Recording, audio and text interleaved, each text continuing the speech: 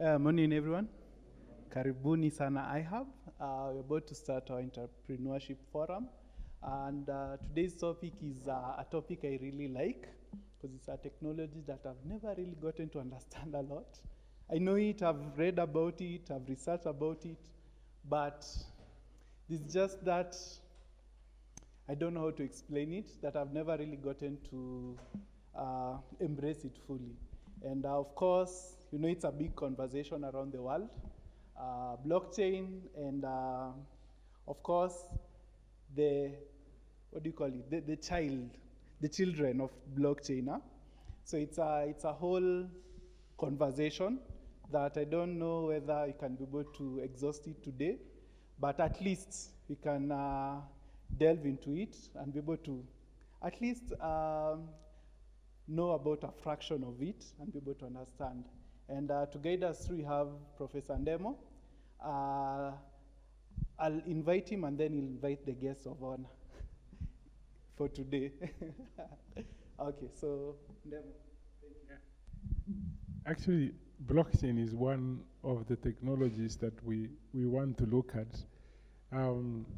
The reason we had a speaker, 2 or 3 different speakers, but then we said, I think it's good we quickly dive deep into these technologies. I would say a few about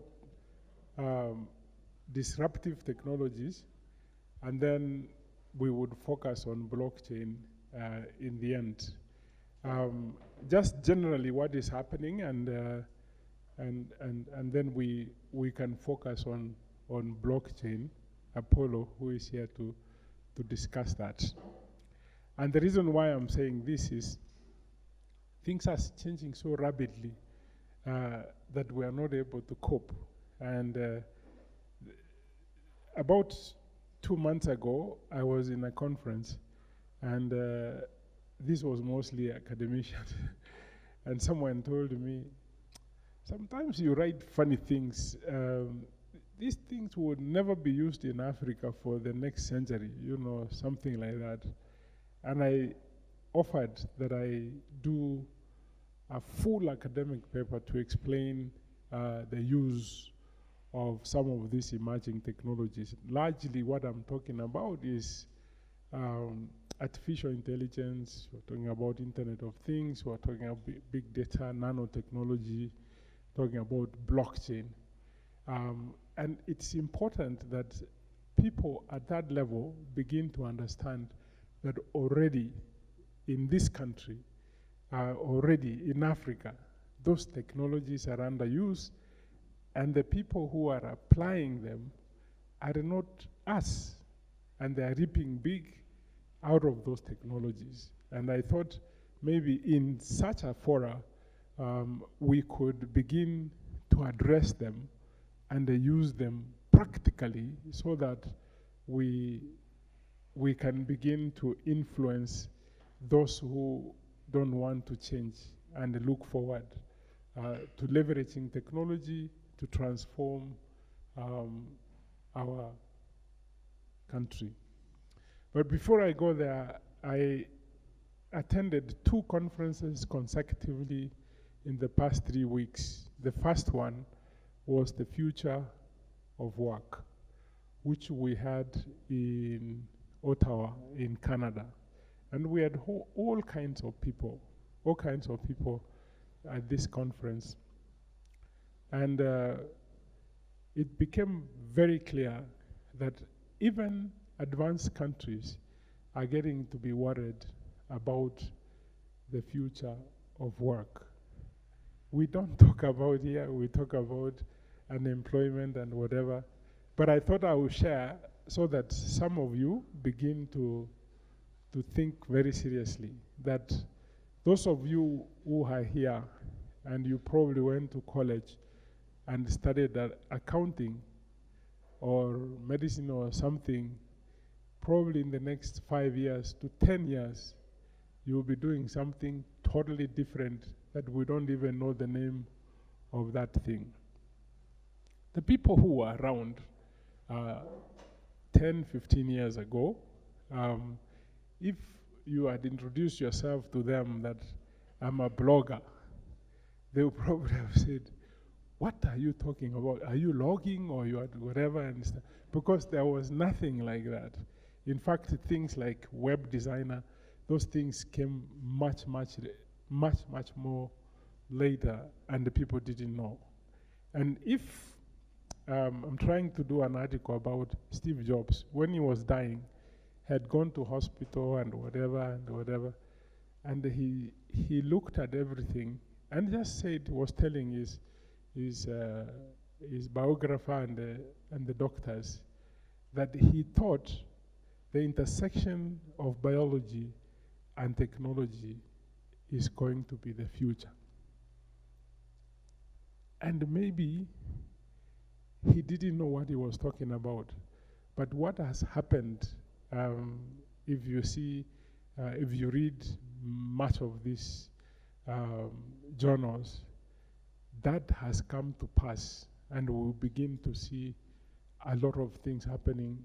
Coding is shifting to biology. That's how you're beginning to hear there are courses called computational biology, so that you begin to have a wearable that tells you your sugar levels are down. I think you need to do something. I mean, a wearable which communicates to you. That's biology and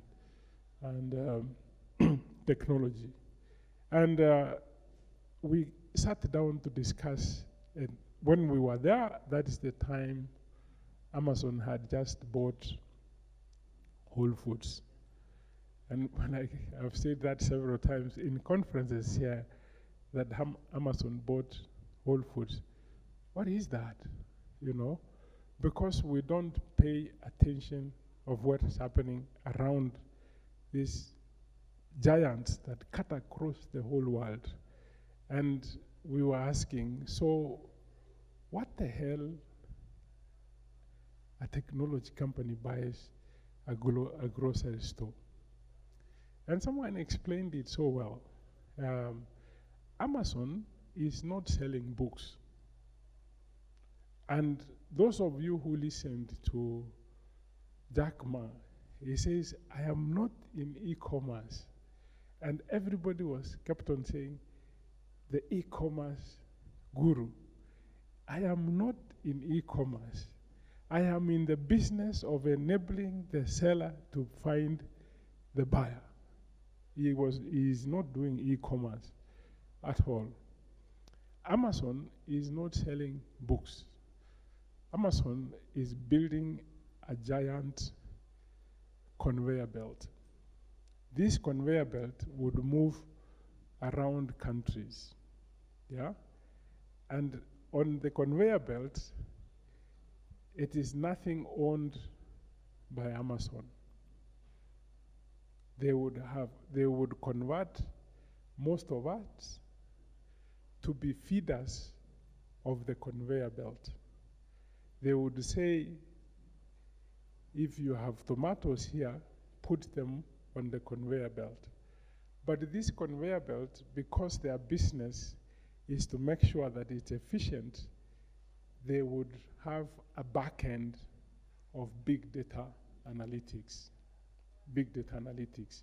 such that when you put the tomatoes on the conveyor belt, they actually know who wants to consume those tomatoes, when they want to consume it, at what price they want to consume it, and exactly how they want them. Yeah? Big data analytics, application. That's the application. Already they did Amazon Go. Have you seen Amazon Go? What is it? I'll play it here. So by so doing, they have completely disrupted, you know, what you see as Nakumat, as Uchumi, as Taskis. They will probably bypass that and have the farmers directly upload and deliver this thing to your home precisely the way you need it and when you need it.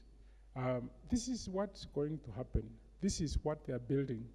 And when you ask them, aren't you destroying jobs? But they are creating several jobs. They are destroying the jobs that we understand. They are creating the jobs we don't understand. Yeah, by saying that when they create the feeders of the conveyor belt, if they ask you to put the potatoes into the conveyor belt, they would want exactly the way those potatoes are wanted, because they know from big data how people want those potatoes to be, and you put them precisely that. Most of us say, how can you do that? Just 6 months ago, a Chinese friend who had bought land in Nakuru, Bahati, and I actually wrote an article about it. He told me, you come and see. He is utilizing every technology, AI, to monitor the growth of those onions. And then he puts some shit so that when he applies fertilizer, it goes equally to each plant. Reason why? From the first onion to the 3 millionth one, they are the same size. They are the same size. Exact same size. Then dries them, takes them to Longonot, and they pump through the steam from geothermal. And we know there is geothermal steam, we know everything. We have not commercialized that. Pumps through, puts them into the container. They remain exactly that way for the next 8 months. Takes them to Hong Kong. And I asked, how did you combine all this? He says, well, I'm from China. I know there is nobody farms in Hong Kong. Hong Kong, the whole of Hong Kong is concrete. The whole of Singapore is concrete. There is not 1 acre of anything, because there is no land like that.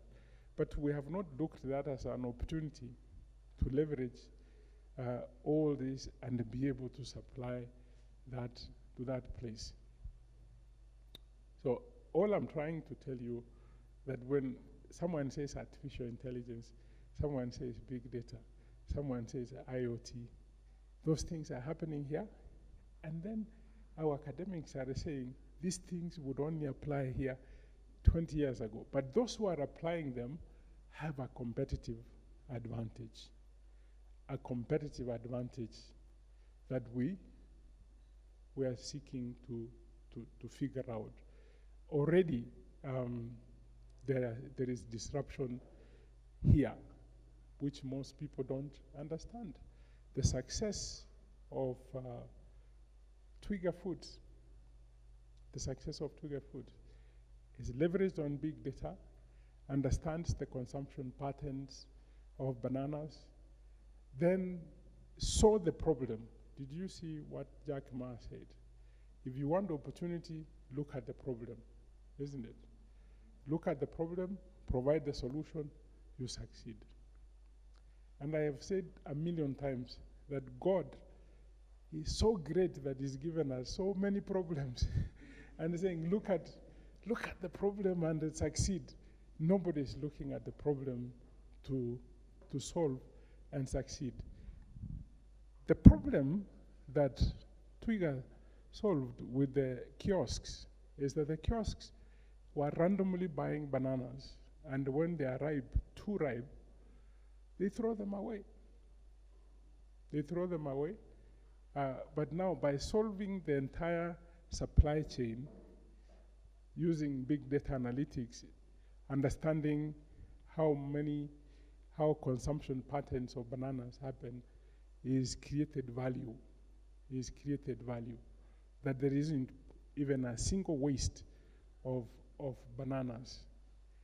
Every conference you go, Twiga Foods is invited. We were in Dar es Salaam last week, GSMA, it is Twiga Foods. They did not call Tuskies to talk. You are seeing the difference. They didn't call Tuskies, come and tell us what you've been doing in Kenya as a retailer. They are looking at the disruptiveness, which have a competitive advantage that we actually don't think about And we are going to see the displacement of workers from the current positions they occupy and seeing new things. You've been reading in the newspapers.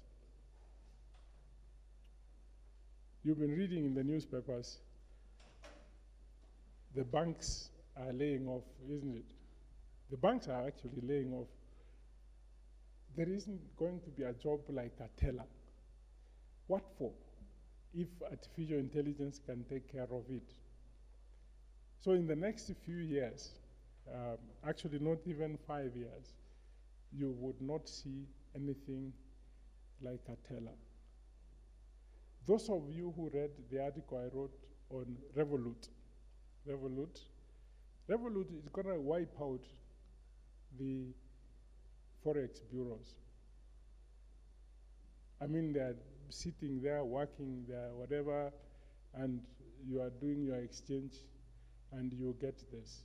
So this is happening, but we have not woken up to these things. The second conference I was in Germany, Berlin, on the future of learning. The future of learning. And after deliberations, in the end, we said everybody must agree to lifelong learning. Lifelong learning. So don't go around telling people that I just finished, I'm a doctor here. You'll be a nobody. You'll be wiped out. You should be, actually if you take a video of patients talking to doctors nowadays, you sympathize with a doctor who is not prepared. Because they have gone through Google, doctor, whatever, they know half the information. They are asking you, so this medication with these side effects, what do you think? And what you said side effects, and you're done. Because a lot of learning is going to happen, and some people will be as good as even doctors. So while we were in Canada, I think the Canadian Prime Minister announced that coding will be taught from high school. Every kid in high school must know coding. This is not to say that there will be coders, yeah? In this country, mathematics is compulsory. It doesn't mean that everybody becomes a mathematician, but it helps you, even when you fail flat, it helps you to do some things. If you compare Kenya and South Africa has two types of math. One they call math literacy and proper mathematics. When we were there last December, and I spoke and said, you guys, we have math, the real math, and the people fail spectacularly. But even when they fail, when you teach them computers, they are able to understand. But when they teach them 1 + 1, just to be able to add for money and whatever, and then they have developed several incubation centers, and they're saying these people can't cope. They cannot cope because they have not been exposed to that kind of mathematics that can help them so that slowly they can be able to learn. When I tell people, those of you who know the exams, you people did 844. Me, I did the other one. I failed English flat. In fact, people were asking, which language did you use to pass math? Yeah? But I've gone back and learned English that I'm able to write. Yeah? Lifelong learning. A challenge, you can deal with it as you go. So in Berlin,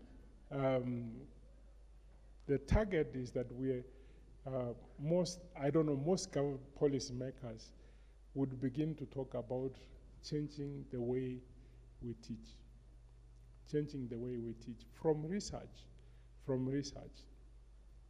that the way we teach, which was for the industrial period, makes kids to be completely bored in class. You know, most of us went through rote learning. You sing, you know. 1 + 1 is 2, 2 + 2 is 4. And you actually didn't even know you were talking about 2, you know. And the multiplication table was up to 12. So when someone says, what is 13? 13 times 2? You say, well, that one we have never been taught. So you're seeing the difference, that the pedagogy must change. And inside us, we must begin to change. So today, we'll focus on those disruptive technologies. Then I would ask Apollo to talk about blockchain, which is been deployed here, but people haven't seen that it is blockchain that has been deployed. A couple of examples in the deployment of big data analytics, and enabling inclusivity by leveraging big data. When Uber faced resistance here in Kenya, when the taxis were pushing them away, they decided to create multiple partnerships with Toro, partnership with Citian Bank, partnership all around. But then they said, a driver who comes to us and there is a vehicle that is leased, after 500 trips, they would have actually known the driver, because they are using artificial intelligence and they are using big data to understand the driver. Because some people would pick a passenger and then they would give the car to somebody to take. Then they actually know you are a liar. And they did this for, I don't know, for 6 months, and started and gave them points for what they were doing. Yeah, the point systems. If you had 4.6 out of 5, you qualify for 2 million shillings. No security. You go buy a car. They have issued 10 billion worth of loans to people no bank in this country would have given loans. Why? Big data. The banks still insist when you walk in to take credit, they have something they call 4 C's of lending, the customer. And they say, give us collateral. And most of us don't have collateral. We don't have land anywhere, we don't have housing anywhere, we don't have everything. Because of big data that has monitored you for 6 months and you have the necessary points, they have qualified for a loan. Now, whenever they need like 30,000, up to 30,000 to solve a problem, they just walk into Citian and they are given the money. KCB is also deploying that. I was talking to the innovation guy. They are going to change the loan from what it used to be to become a transaction. So in the morning, if you needed 5,000 shillings, you borrow, you get it straight, and then you return. If you return by the end of the day, there is no interest, but the transaction cost will be 30 bob. You're seeing where they get money from. So you can borrow several times during the day. If you borrow 10 times, they would keep 300. They will not ask you 1% or whatever. But if you skip one day, then you pay the interest. I don't know at what rate. If they switch to transaction, that changes everything in this world.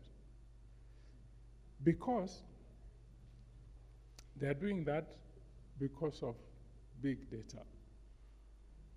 From M-Shwari, they know who refunds. Because they give usually up to what? Up to 10,000? Up to 10,000. None of you has. Usually it's Mama Mboga who borrow from M-Shwari. They know.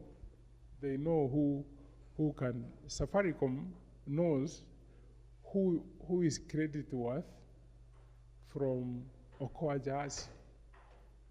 If you take Okoa Jahasi and you never return, of course, they don't need a credit bureau to lend you money. So these technologies are impacting on our behavior, or our behavior is being studied and is being used to create inclusivity that we have never had in this part of the world. So if you are actually a honest person, you can succeed honestly because big data is being applied to do this.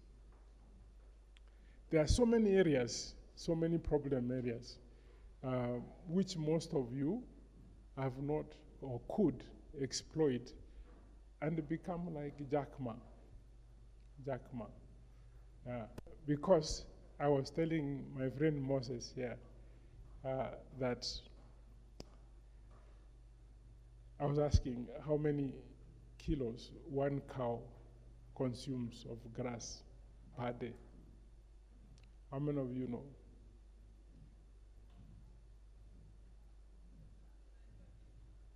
Yeah. Why would I know the kilos they consume?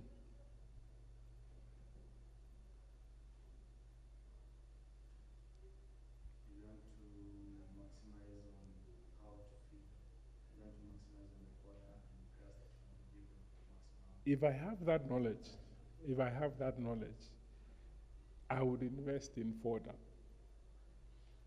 And I know for sure, when there is drought, for sure, even if I sold it at double the price, you would buy. You would buy. Right now, there is no fodder in this country. But all the fodder that would have been fodder just dried because nobody thought there was money in it. There was no money, there was money. Nobody thought that such a thing would make sense. But throughout the country, there is no feed. Actually, cows drop dead because there is lack of feed. So imagine if you changed the model and said, you actually don't need to have the fodder yourself. You need to recruit unemployed people to have fodder. And you have an application.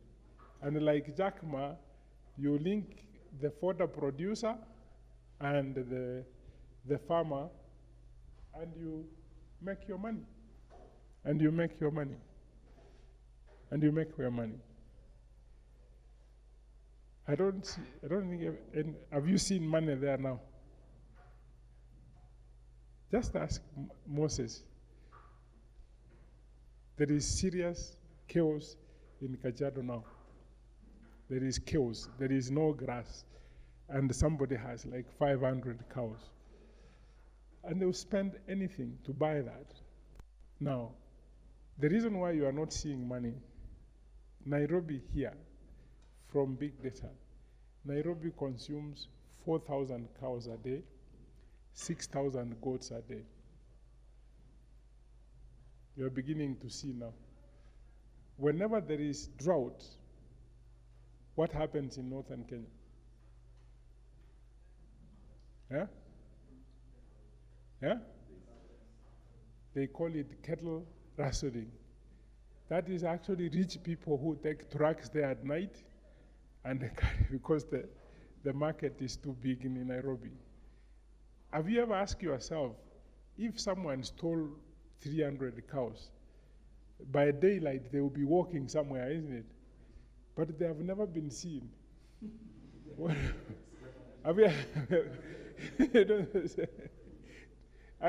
have you ever asked yourself that question? That if they took 300 cows, and they did not fly them, you didn't see a plane flying, and then where did it go? Because the demand in Nairobi is inexhaustible.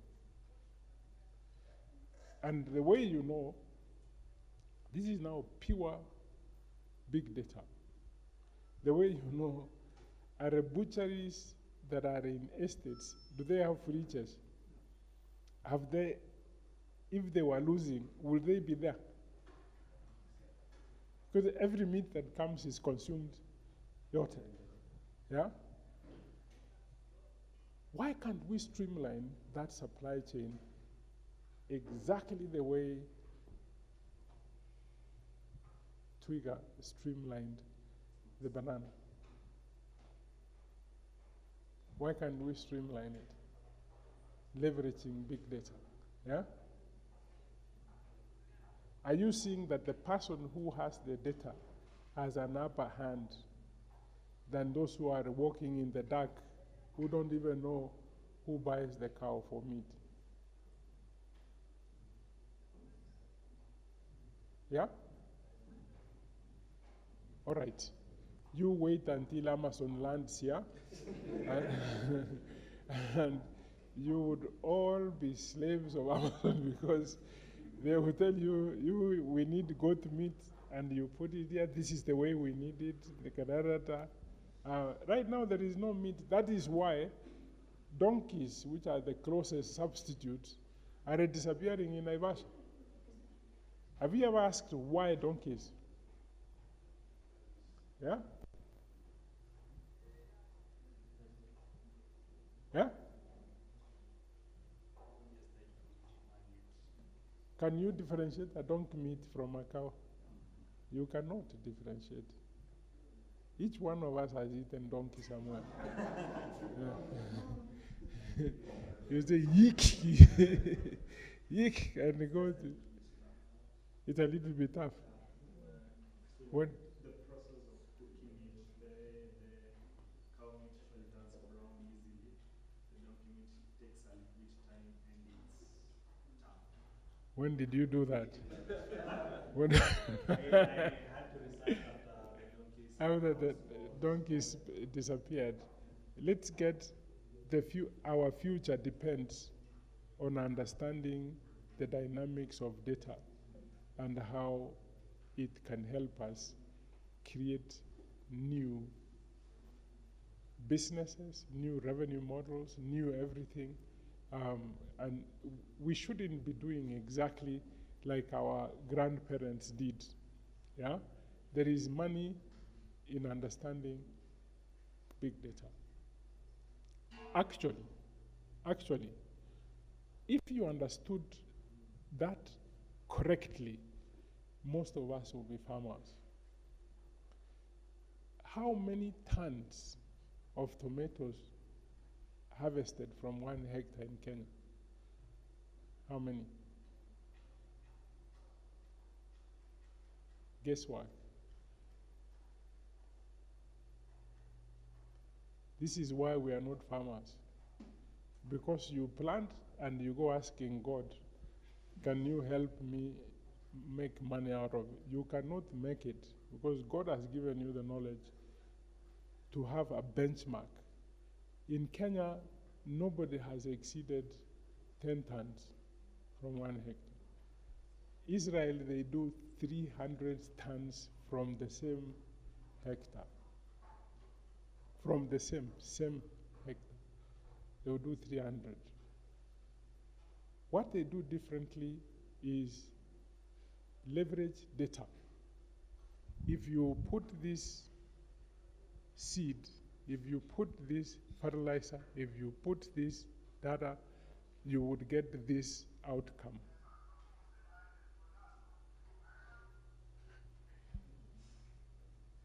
Yeah, we don't do that. We actually don't do that.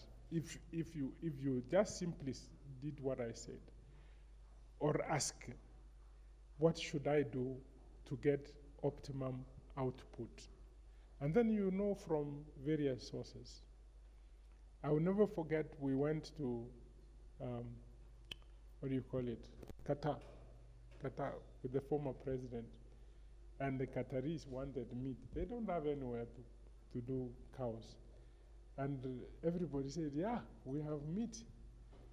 When we landed here, back here, is when we knew Kenya itself has a deficit of 400,000 tons of meat every year, a deficit, even when we have the rainfall. Yeah? Then we started, since we promised, let's begin sending stuff from Kenya Meat Commission. When when the cow is removed, everything, they call it the carcass, yeah? Our carcass compared with other imports, ours look like a goat. Yeah? Look like a goat. It's all tiny. So it is because we don't feed to get to the weight that is standard across the world. And then you get the returns accordingly from that weight. If we did it even locally, we shouldn't be having a deficit for meat in this part of the world. Big data. I'm just talking big data. Then artificial intelligence, you can do it. Kopo uses Internet of Things. That's how they are able to monitor the stations, how you are utilizing it. But as we are seeing panels and whatever, we don't look at the technologies that are doing that. Yeah? We need to understand that. We must understand that. We must discuss them, because how do you compete if you don't know? How do you become a competitor if you don't know? This is the question I'm asking. And then you go to a conference and someone says, these things, IoTs and the AIS and whatever, these are Muzungu things. They would come here in another 20 years. And the very same technology is being utilized in your face. You don't know what it is. And you're looking for a job. You are tamaking. Yeah?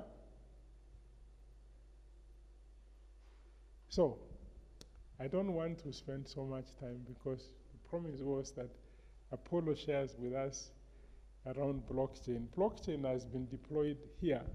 Some bank is deploying Standard Chartered. They are deploying blockchain. Ministry of Land is considering deploying it for the records. We have Bitcoin, isn't it? Bitcoin is still operational. Bitcoin was working. Yeah. Bitpesa. Bitpesa, that is the one I was talking about. You actually need to understand this, because the world can flip tomorrow, you know. When we introduced the M-Pesa, a lot of older people were very averse to the thing. But today, everybody has gotten used to it. So the earlier you understand, the more benefits you actually get out of this. There are multiple new technologies which we can explore much later. But today, I would ask Apollo to fully introduce himself, because he is one of those who ran away from his job that he was training and is doing funny things now.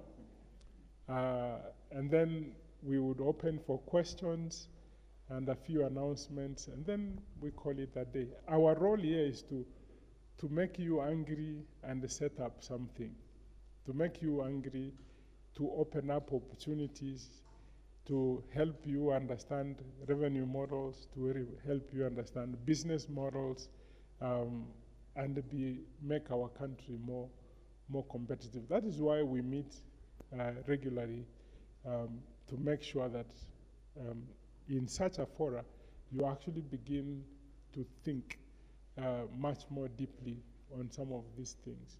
We cannot become competitive if we are unaware of what is happening. So, Apollo.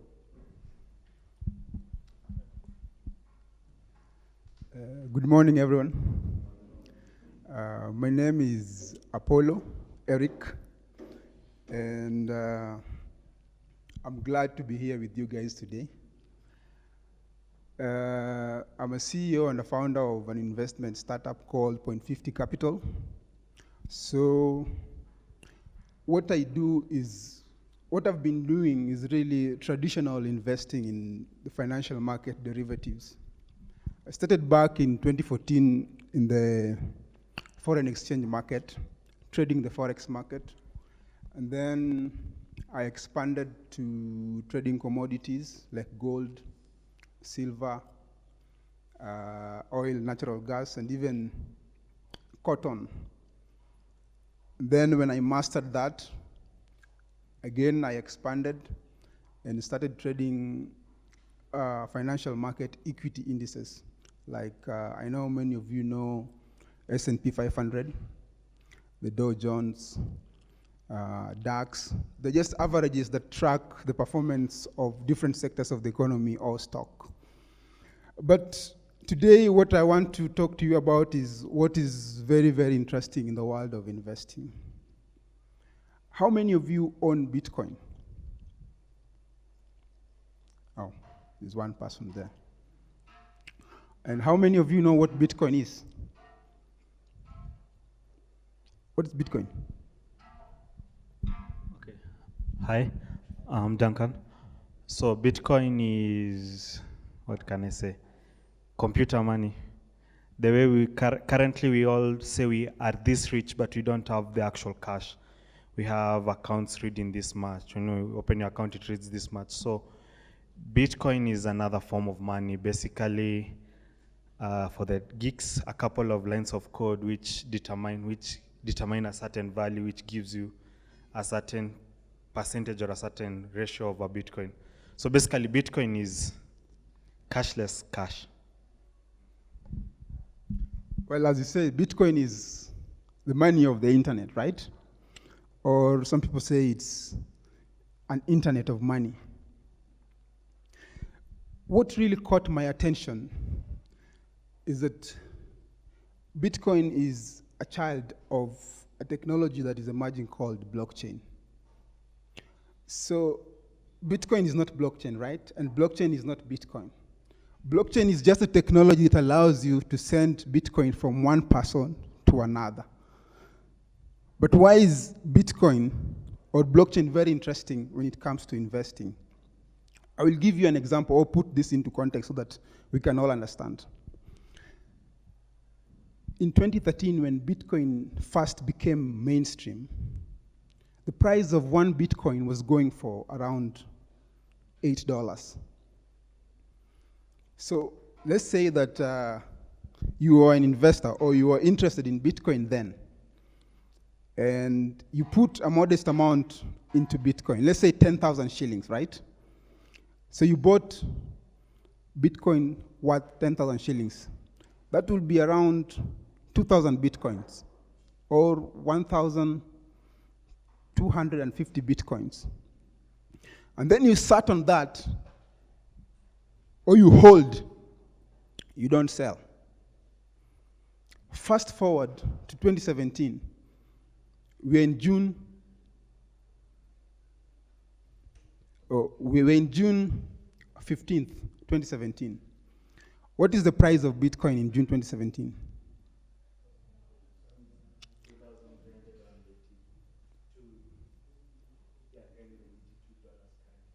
Currently. But Bitcoin did hit an all-time high of around 3,000 US dollars, which is in Kenya shillings is around 300,000 shillings, right? From around 800 shillings. So it means that if you spent 10,000 shillings back in 2013, today you would be having an excess of 540 million Kenya shillings. Are you beginning to see what you're talking about here? I mean, in the world of investment, we've never seen this kind of explosive moves before. Let me talk to you about an even more recent example. There's a new blockchain called Ethereum. And the cryptocurrency of Ethereum is called Ether.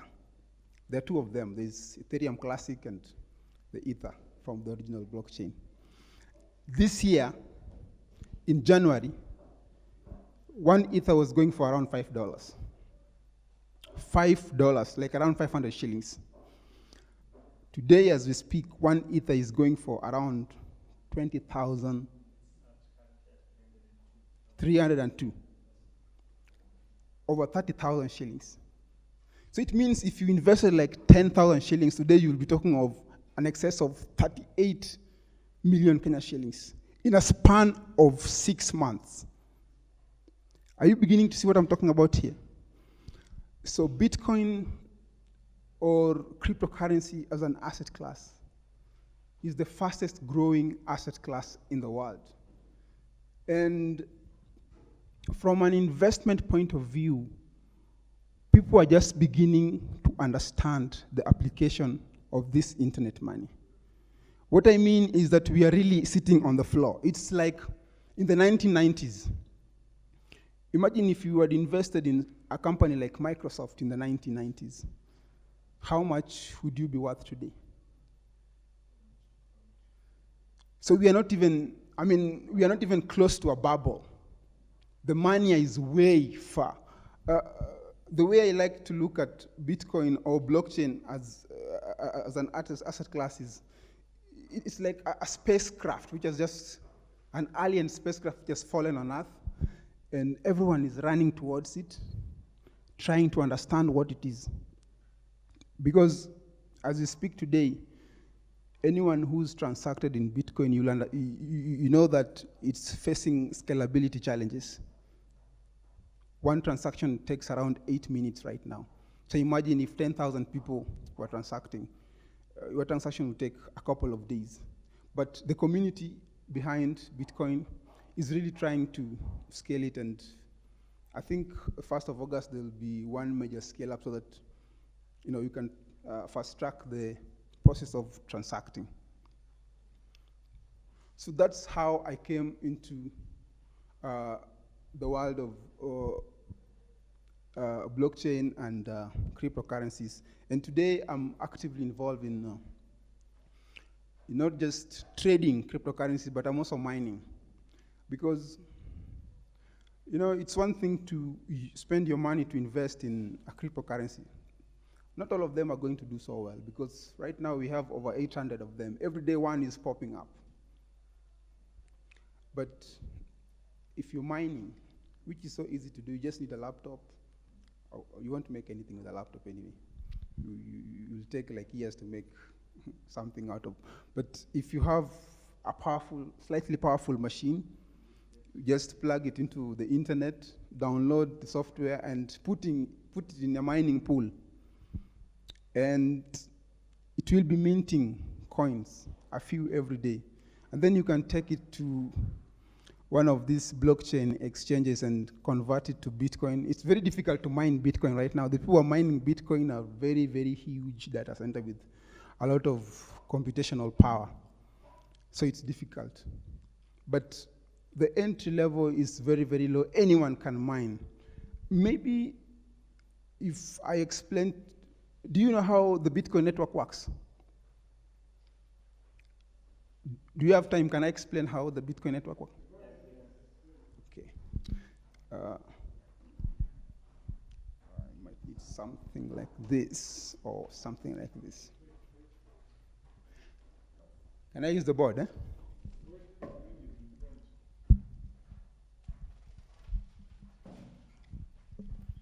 I want to try and explain it as simply as possible, because if we understand what it can do, then it becomes very easy to understand what we're talking about.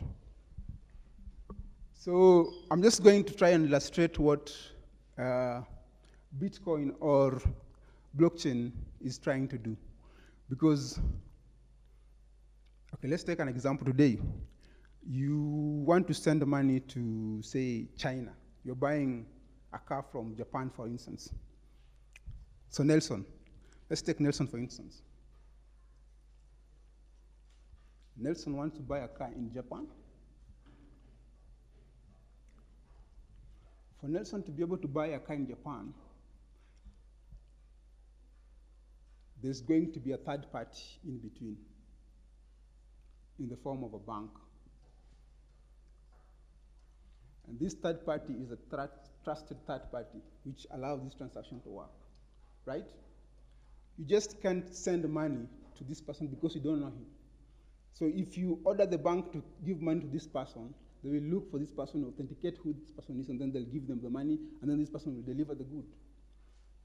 But the challenge we have is that this transaction might take around 3 days. True? The other challenge we also have is that when you send this money, around 30% of the money is going to go to this third party. But what Bitcoin allows us is Nelson can just send this money directly without consulting anyone, without asking for permission from anyone, and no one can even trace back this money to Nelson. Internet has allowed us to do very many things. You can talk to someone in Singapore using Skype, but you cannot transfer value without a third party. But Bitcoin allows you to do that. Just take this money and throw it there without anyone in the middle, at a cost almost negligible. Are we together?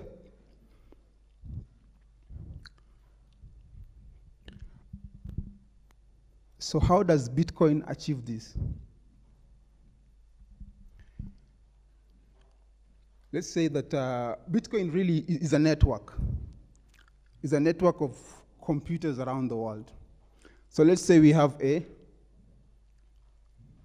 B, C, D.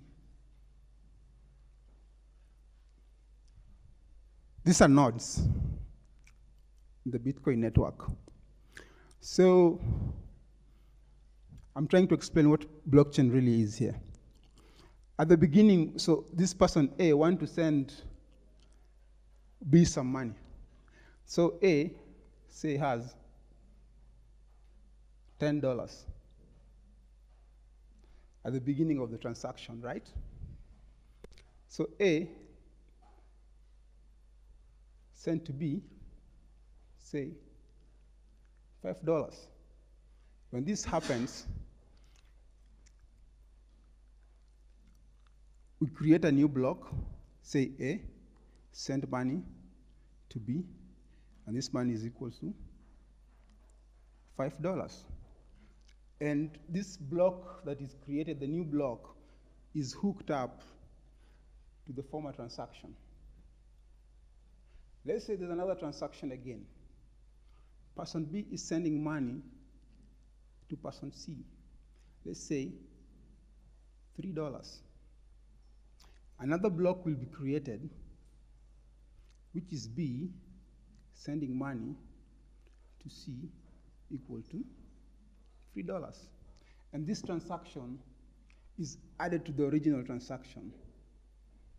So what you can see here is that we are creating blocks of transactions. And these blocks of transactions are chained together. Hence the name blockchain. So one principle, or one of the most important or interesting aspects of blockchain is that this ledger, as you might call it, is open. It's public. It's open, it's public. It means that B have all this entire information. A hold this entire information. C can see all this information. So it means that this is like a distributed database. We have A having these transactions. We have C here. Also having this transaction. And this is why it's very difficult to hack the blockchain network. Because if you are going to hack and change information here, it means you have to hack this, you have to hack this, you have to hack this, and change information in all of the nodes. And you have to do that like in less than 8 minutes. which is almost impossible. I'm not saying it's impossible. Maybe in the future it will be possible. So let's say that a malicious transaction is going to take place. Person A wants to send $15 to D. The nodes in the network will look at the information that they have and they will reject this transaction because it's not valuable. When the transaction was beginning, A only had 10. It has taken part of it here, and B has distributed part of it here. And therefore, this transaction is not valid. You get? So it means you really cannot copy-paste. You cannot double spend what you do not have in the blockchain network. All right?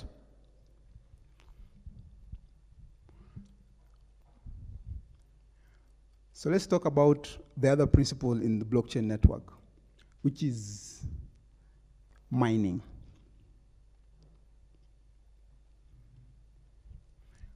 When let's say B, okay, B want to send okay.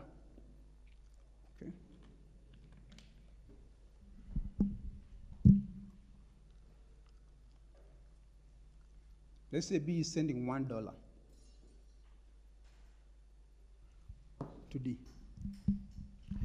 What will happen in the network is that B will announce the network and publish the intended transaction. When it announces and broadcasts this intended transaction, the nodes in the network will compete to do two things.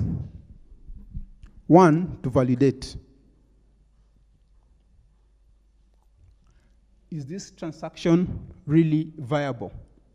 Does B have enough to transact, to send to D? Validation. These nodes are competing. So the first node in the network that will be able to validate this transaction and add it into the chain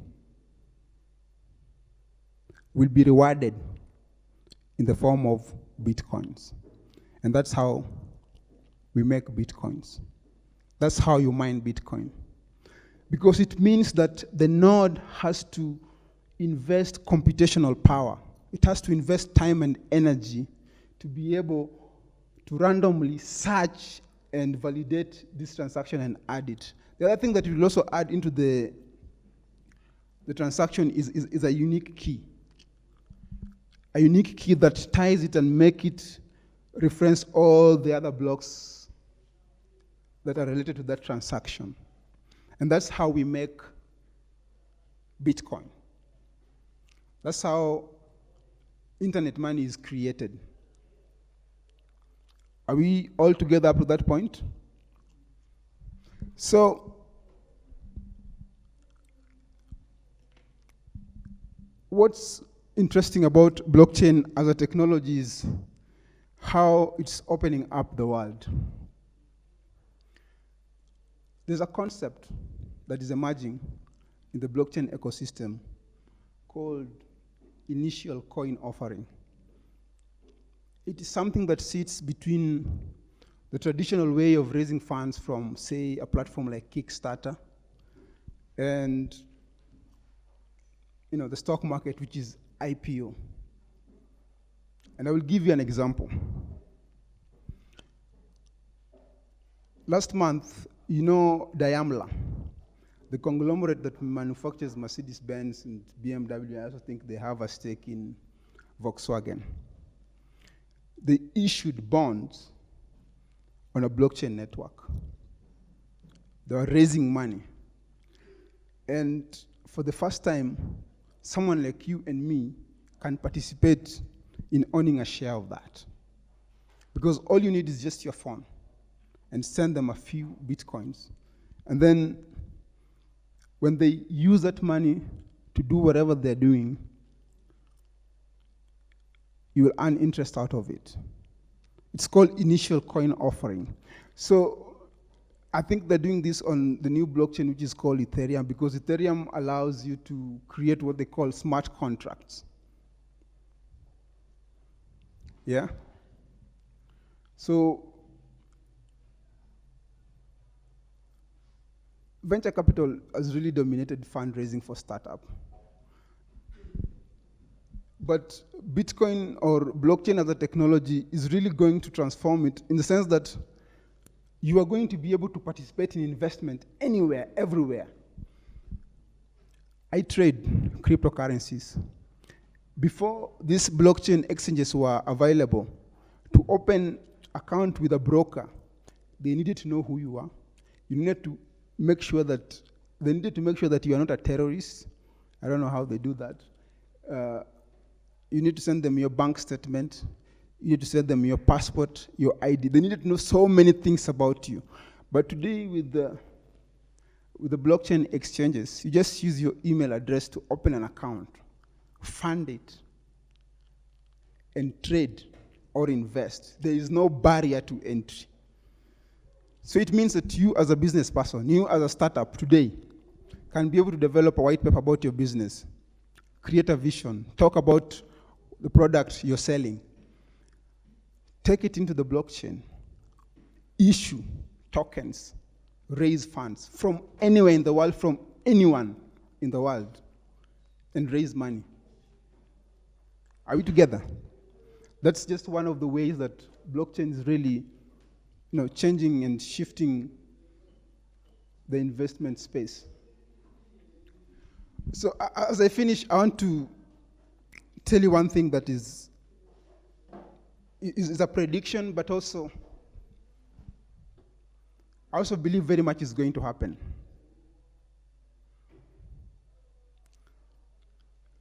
Most of these cryptocurrencies, you don't need a lot of money to invest in. You need as less as 5,000 shillings. You can go and buy so many, because most of them are actually priced at less than $1 right now. But in the next 5, 6, 10 years, the price is going to skyrocket. And why do I have so much confidence in this? If you look at how the global economy works today, you will realize that the world is over-leveraged in terms of debt.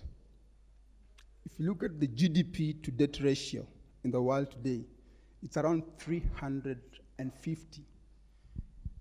And I'm talking about, household debt. I'm talking about corporate debt. I'm talking about government debt. We've borrowed so much, and as a human race, we are living beyond our means. Do you know what's going to happen? That debt bubble is going to burst.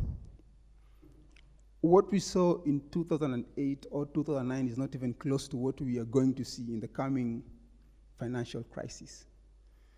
And when that happens, people are going to look for a safe place to put their money. Guess where they're going to take their money? Blockchain is offering a very secure, viable solution. And when that happens, the price of this coin is just going to skyrocket over the roof. Millionaires are going to be made out of that. I want to be a billionaire when that happens, with my exposure to the few coins that I'm holding.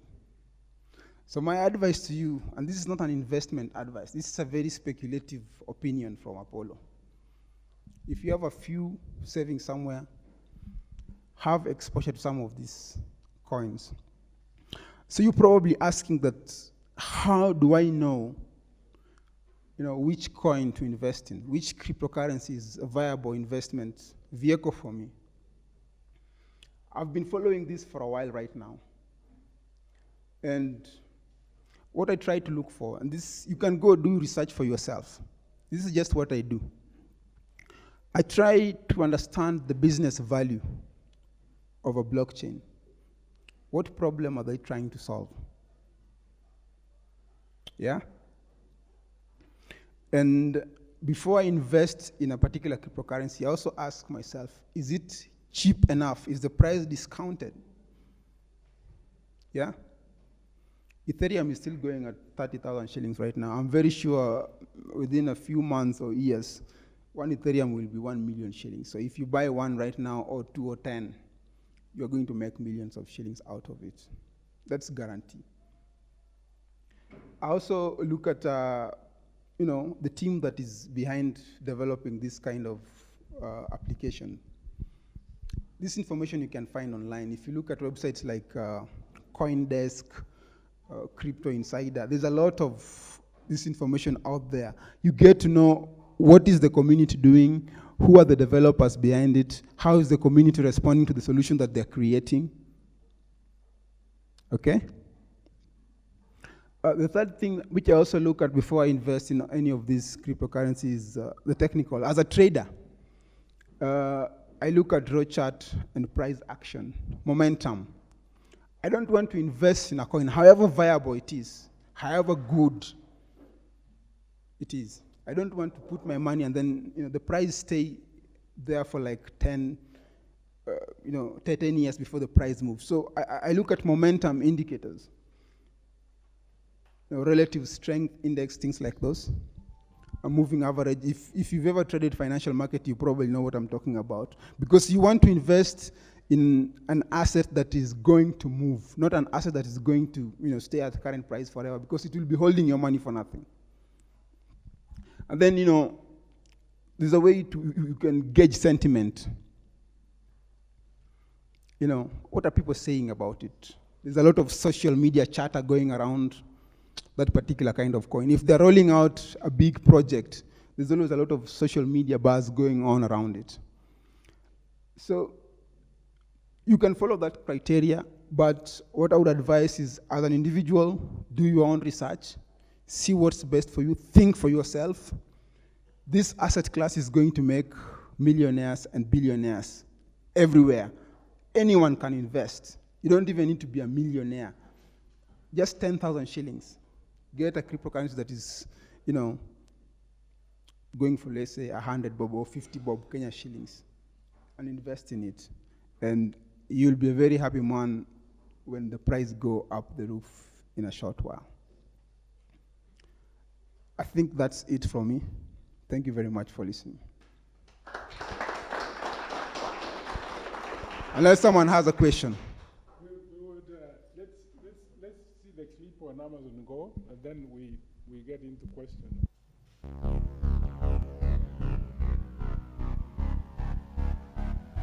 How do you change an entire industry? For Jeff Bezos and his new grocery store of the future, Amazon Go, it's a three-part process in no particular order. Part 1, make a video. With over 7 million views, Amazon's YouTube video is a bit of utopian science fiction, a vision for what the future of grocery shopping could look like, an almost completely frictionless consumer experience in which you walk in, grab what you want, and go. The marketing here is extremely important, I think. Notice that Amazon dropped this video like Beyonce drops a surprise album, and they made sure to disable the comments and decline to take questions about the concept from journalists for the time being. I think the point is to let the idea gestate in the public's mind, letting us internalize the ease and stress-free environment of our future grocery stores. This internalization, the hope goes, will flower into an expectation, and expectation is a very powerful force that can move markets. This potential for change is crucial for the second important thing. Part 2. Get the patents. In 2013 and 2014, Amazon filed 2 patents that describe most of the advanced technology we're seeing inside the Amazon Go store. The first, called Detecting Item Interaction and Movement, describes a system for tracking removal or placement of items at inventory locations, just like you saw in the video, using a variety of sensors and cameras with object recognition software. The second expands on this concept, covering the payment of items when you leave a designated area. Now, both these patents were filed primarily for use in Amazon's warehouses, but even then, they were putting in little hints about their longer-term goals. Don't think I don't see what you're doing. What are we doing, Ruben? Part 3, prove, then wait. Once Amazon creates the expectation for a customer experience defined by technology that they own, the logical thing to do would be to start building the Amazon Go stores. You're likely to see Amazon start doing that once they fix all the bugs with their beta location in Seattle. But I think this obscures the much bigger fish that Amazon is trying to catch here. To understand what I'm talking about, you have to look at another part of Amazon's business, Amazon Web Services, the massive cloud computing juggernaut that as of 2016 is the most profitable segment of Amazon's entire business. Basically, years ago, Amazon built an online infrastructure to host and organize its own site. And then they realized that they could take this technology and license it to other companies. From this, Amazon collects billions in fees. The internet as you know it wouldn't exist without Amazon Web Services. Netflix, NASA, Reddit, the Obama campaign, Pinterest, and the CIA are all hosted on its servers, and a lot more. It's a business that's growing fast, and it's 10 times the size of its next 14 competitors combined. It was Brian Romilly, the payments expert, who pointed me in the direction of Amazon Web Services. And once you learn that business model, it's easy to predict where Amazon is heading. They want to combine their patents with marketing that creates this expectation of a frictionless shopping experience. Then they'll build a number of stores to prove the concept. By the time they have a few hundred in operation, the amount of refined, targeted data that they'll be able to acquire on customers will make the model irresistible. Hello, Mr. Yakamoto. Welcome back to the Gap. How those assorted tank tops work out for you? At that point, Amazon just has to wait. Supermarket chains, nowhere near capable of retrofitting their stores with this kind of tech, will have one shiny place to turn for all their needs. And just like it does with its web services, Amazon will license like crazy, with their eyes toward dominating not just supermarkets, but the entire retail universe, a $25 trillion industry in the US alone. In other words, Amazon Go is just the beginning.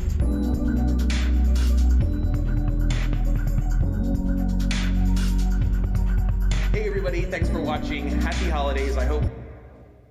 They're just beginning. And they're using US as a pilot, and they would cause havoc the whole world. How many of you use Amazon Cloud for your work? 1, 2, 3, and you see? Should we remain consumers, or should we be thinking ahead of them on some areas? There are areas where we have advantage over them being here. Maswali, you're quiet. So, questions? Stand.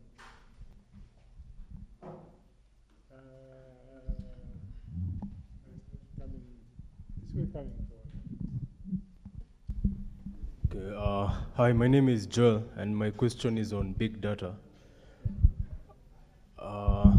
Where do you get the data to study for the big data analytics? Where do you get the data that maybe you want to find out what product people buy the most, and you want to study that data and then create a solution? Good question. You actually don't need to be, a data scientist to play in the space of data. Juggernauts like Safaricom, Nakumat, Uchumis, they have tons and tons of data. But they have not been doing the analytics to understand the customers. But you begin to see a lot of that happening. There are some young Kenyans here. They did something on their mobile, asking people where they live, and many other questions. So they got information from like where the banks are based, where people live, or people say how near are you to a bank, and they actually collected that data on their. I wish I had brought it here.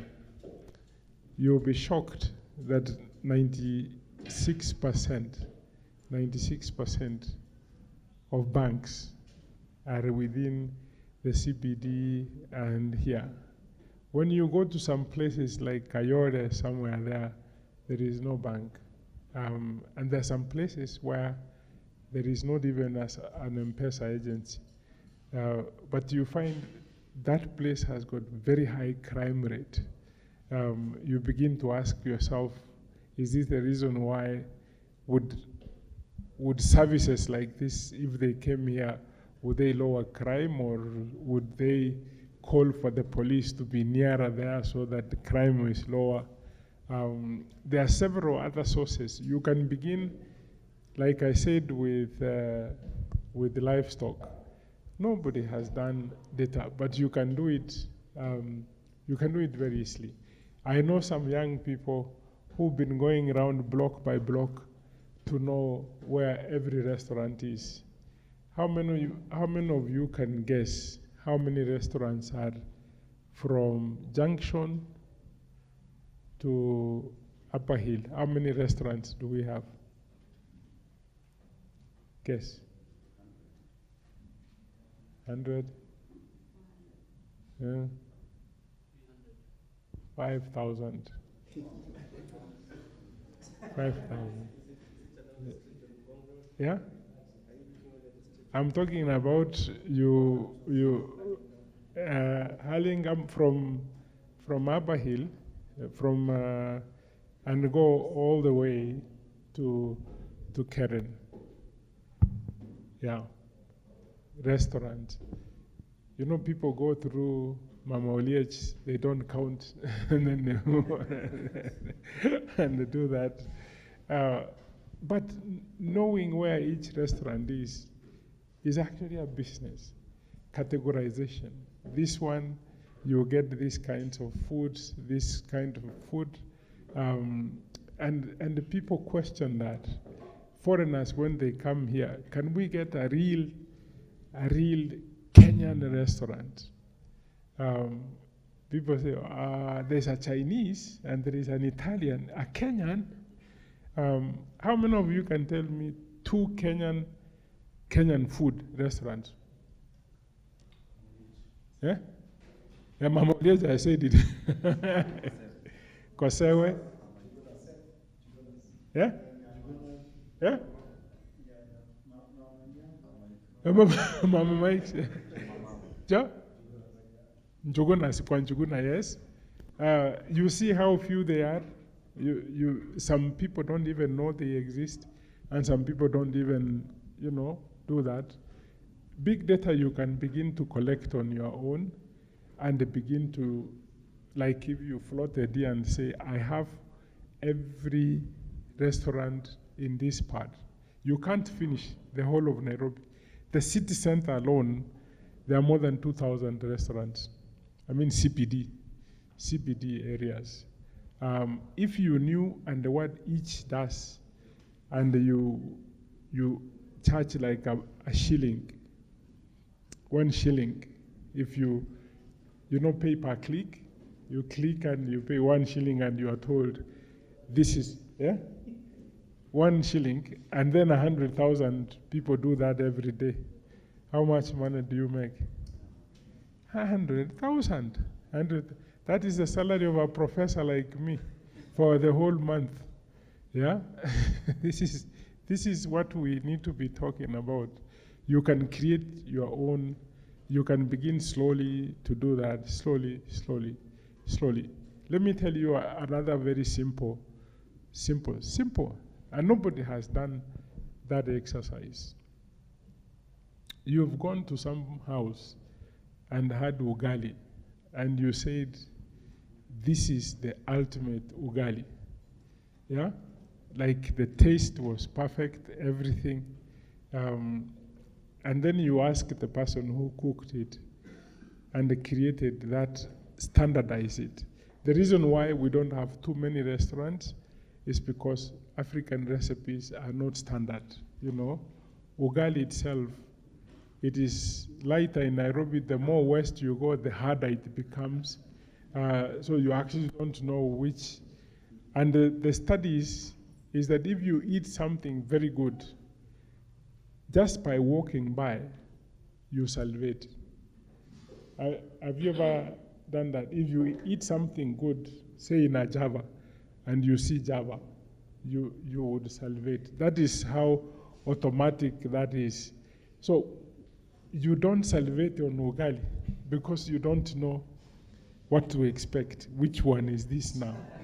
You know, you know. The reason why we need to standardize and be able to know, can you cook ugali for 3 people?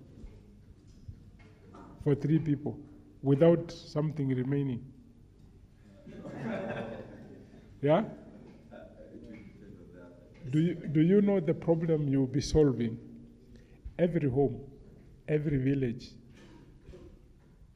among the garbage is ugali that was not eaten.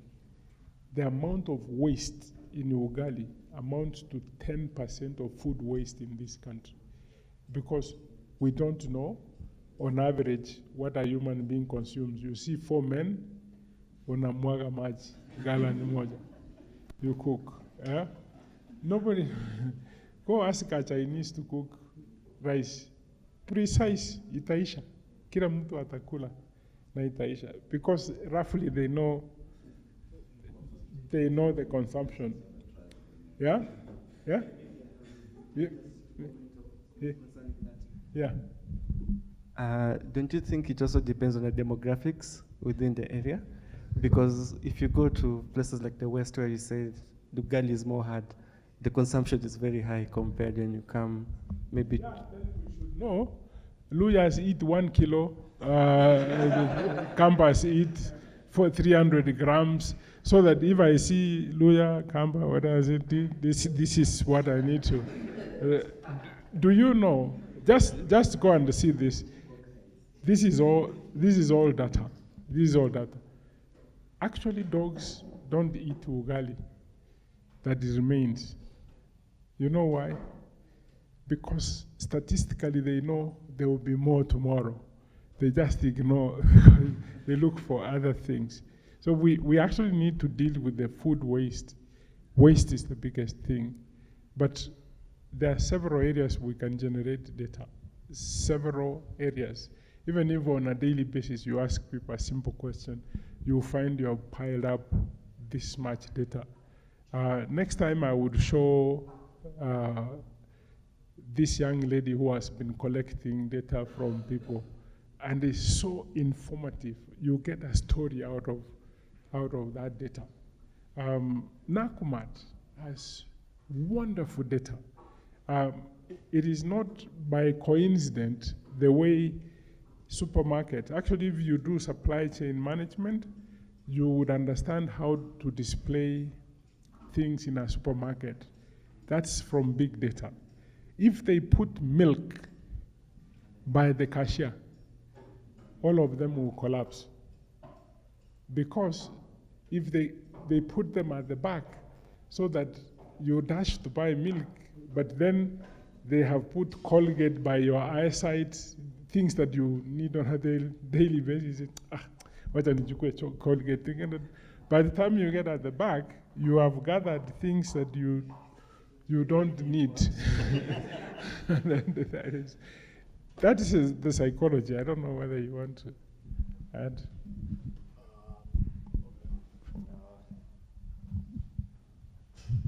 So, okay, I had another question for crypto. I've forgotten the question I wanted to ask, so go to cryptocurrency. Not big data. Okay. But if you want to become an analyst, you don't need to have been a mathematician. In fact, I was reading somewhere, there is math around, there is analytics, data analytics for social scientists, data analytics across the board. You just need to organize it, and then it's very easy to work through the tools that you can find online for analytics. Google Analytics, have you ever tried it? Google Analytics, it's so simple. If you are able to use an Excel spreadsheet, you can do some of this data analytics. My question was on cryptocurrency. What are some of the momentum indicators that you can know if a currency is going to be successful or not? First of all, none of us knows what's going to happen in the future. That is guaranteed. And like I said, we speculate in this market because of the power of blockchain. The entire economy in 5-10 years' time might just run on the blockchain. Because if the lands ministry is going to put the register, land register, I'm very sure they're going to start issuing identity cards also on the blockchain.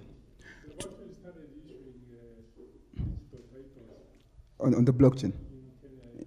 So what that tells you, today if you want to buy land in Nairobi, do you know, you might not very sure you're buying it from the original owner. But if you put all this information into the blockchain, it will be very easy for you to just transact directly with the owner without going through the land office or go through all these middlemen who eat money from you. So it's not easy to tell that this cryptocurrency is going to appreciate in price. But if you look at the problem that a blockchain is solving, like I think that Ethereum really is Bitcoin 2.0, because it's really expanding and extending the capability of what Bitcoin could do. Another one probably is a cryptocurrency called Monero. Monero is exactly like Bitcoin. The only difference is that no one can ever trace back the transaction to you. You get? So what that means that there's a lot of illegal activity going to take place. But let's face it, there's so many things that maybe should not even be illegal in the first place. Thank you. Let me simplify this. I remember in 1990, 93, 94, 95, we used to talk to people about the internet and they're saying this thing is going to be the future.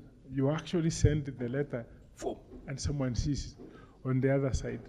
This is what is happening with blockchain.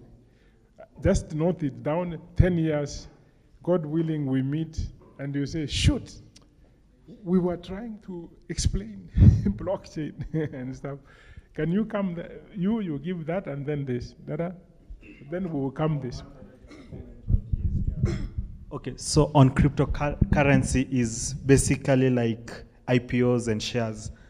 If you have ever had a chance of buying shares, like some of us who had a chance of buying shares from Everready, then we saw what happened with Chumi, we saw Mumias, and then there are some companies when you buy shares, nobody expects anything from it. Then 2 years down the line, you're walking to the bank and you cannot even be given the normal value because it's way over what you expected. So when it comes to cryptocurrency, at times is take your chance, go for it, have a ride.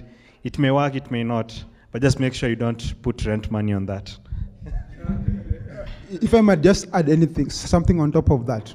If you're going to invest in cryptocurrencies, don't invest in one. Spread your investment, because the one that is going to do well is going to compensate for all the losses from the others. Sorry? Of course, why not?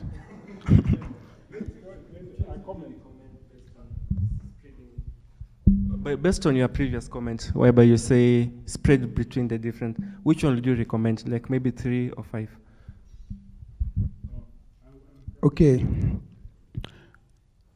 Put a lot of money in Bitcoin, because Bitcoin is like the standard cryptocurrency.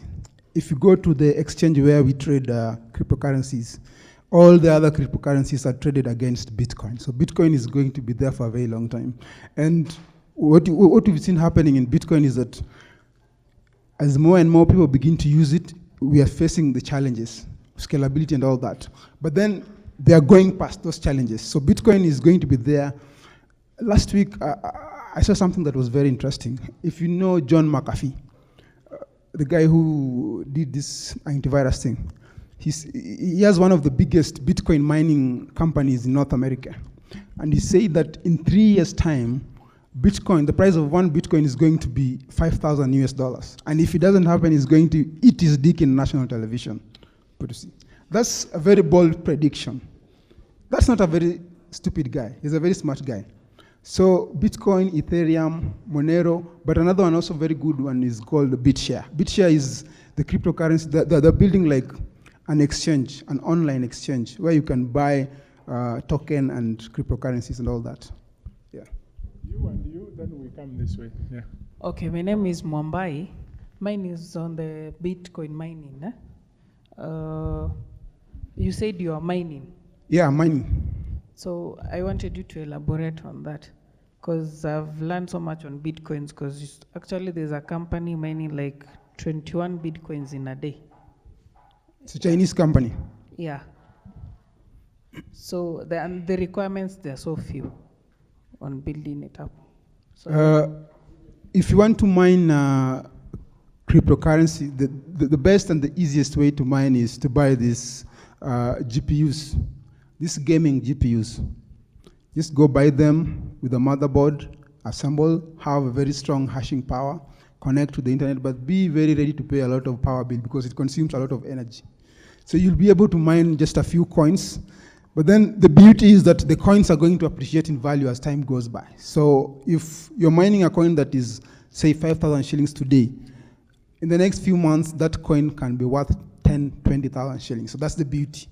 So you have to be patient, but then the best way, if you want to do that as a business, which I'm planning to do actually, towards the end of the year, I'm planning to put up a very big rack with a very strong server so that I can be able to mine a lot. Yeah. Anyone can mine from anywhere, as long as you have internet. Yeah, you can buy online or even go to Western Sea. There's so many places where they sell these GPUs, these gaming GPUs. They go for around 30,000 each.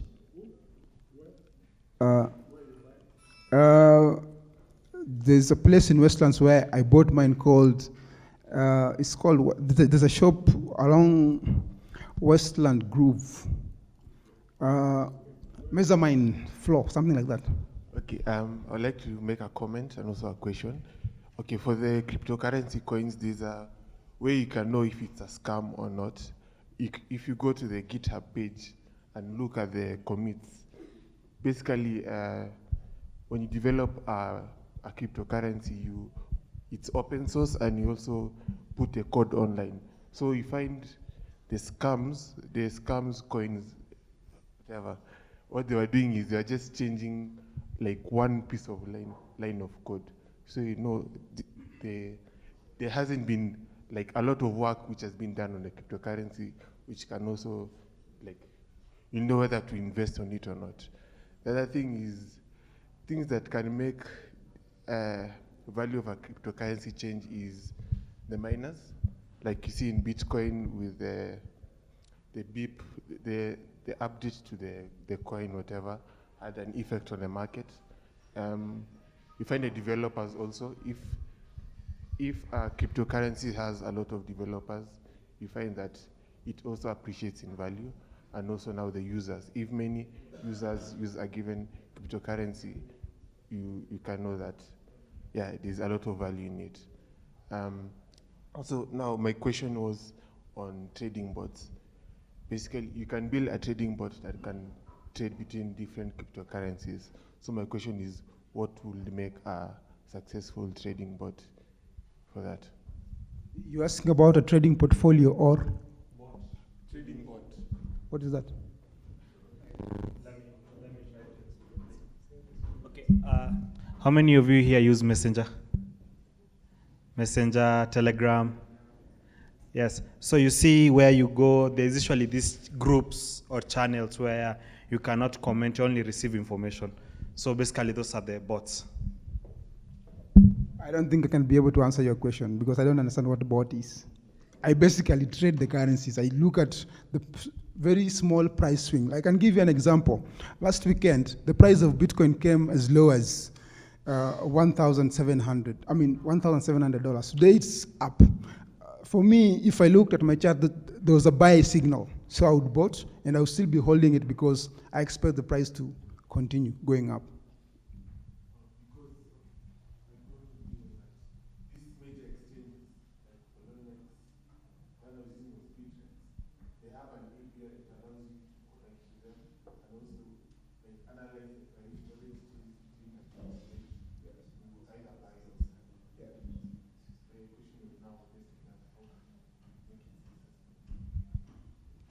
what I appreciate about blockchain exchanges is the transparency. Because if you're buying, actually you can see the person who's selling. You can even choose at what price you want to buy. Traditional exchanges, which I've been doing for a long time, you just put a price and hope that, it will be triggered, and you don't even know. I mean, we've had so many flash crashes. You don't even know what's moving price. But with blockchain exchanges, you can actually see that these are the number of transactions, these are the people who are buying, these are the people who are selling, and these are the prices. You can actually see it's open. So I don't know if that helps. I don't know anything about programming. So if you're asking me about APIs, I might not be the right person to answer. Make money. Hello, everyone. Yeah, my name is Banta Bernard. I have 3 questions about cryptocurrency and blockchain. So I'm thinking about the many applications of blockchain, but the question is, what does it take to build such a technology? Like if you want to build a system to manage land records, assets and other things, what does it take? What do we need to do in order to have such a system in place? And also taking into account, like that system needs to be very fast. Bitcoin right now, you've said it takes like 8 minutes, and that the time is going to be long as people are using more of Bitcoins. So how do we make it shorter if we are building our own? That's an opportunity, by the way. Yes. This is what Jack Ma was saying. If there is a problem, you don't ask, you figure out how to solve it. If you can have the minutes, you would earn big money. That's mostly for programmers who understand code. I know somebody is going to start training around how to code for around Bitcoin here in Nairobi. If you understand, then you begin to have the time. That's where the money is. Ethereum takes 12 seconds. It takes yeah, so that's already something that's. Oh no, sorry, he's still got 2 more questions. No, you said what you said. Ethereum. Ethereum has already evolved itself to improve some systems of Bitcoin. One of which is that rather than taking 8 minutes, it takes 12 seconds.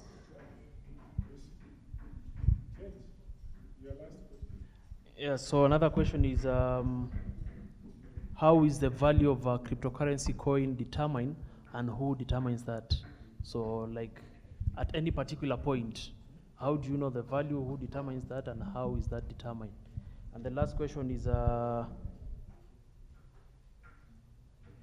so for miners, so is it one server validating that transaction or is like all the miners?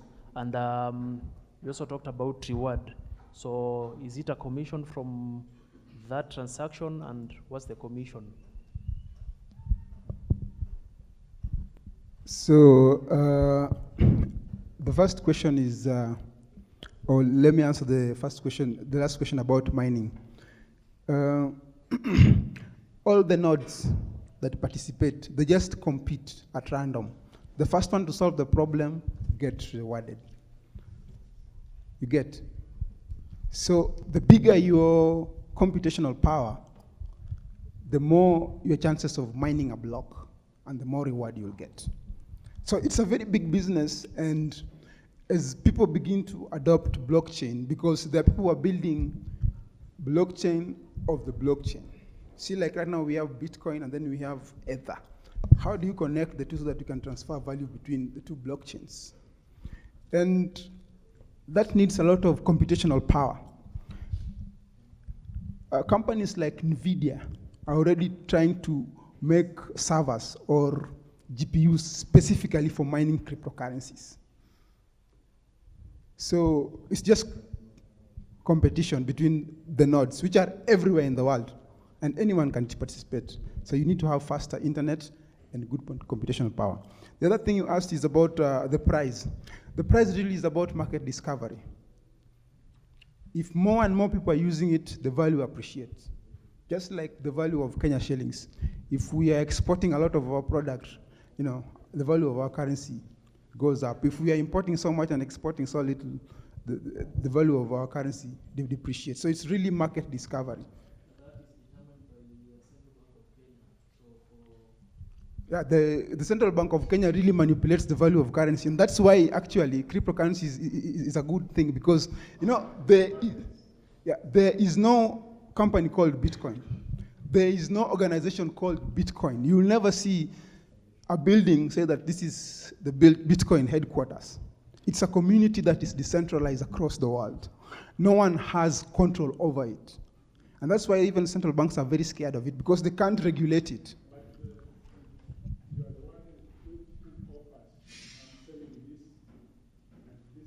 Yeah.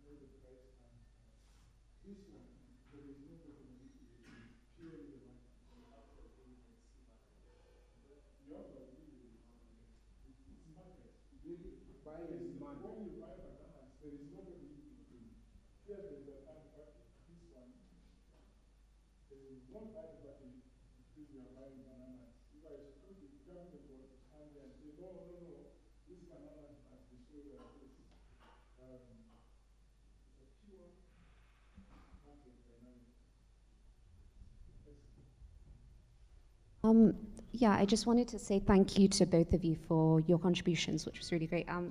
By way of introduction, my name is Farah. I'm doing a PhD at the moment on cryptocurrencies, so this is all great information for me to think on. I wanted to ask a few questions. I don't know if it's better to just go one at a time though. Okay, the first that I wanted to try and approach was particularly, I guess, a stereotype of Eric, that one thing that I'm interested in what you're saying is the fact that you're looking at these ideas in terms of investment. So particularly if we're looking at things like the blockchain, there's a lot of people generally have been wowed by, more significantly, the technology behind Bitcoin and what the potential is for blockchain to actually do for existing industries and infrastructures. One that I can think of is I even came across one of how people are going to put codes on diamonds so that certain shops can validate the... Yeah, so I guess my question is that moving the emphasis, rather than looking at investment, but in terms of innovation, you were questioning blockchain is opening up the world. How do you think this is something that we could at least implement, particularly in Kenya?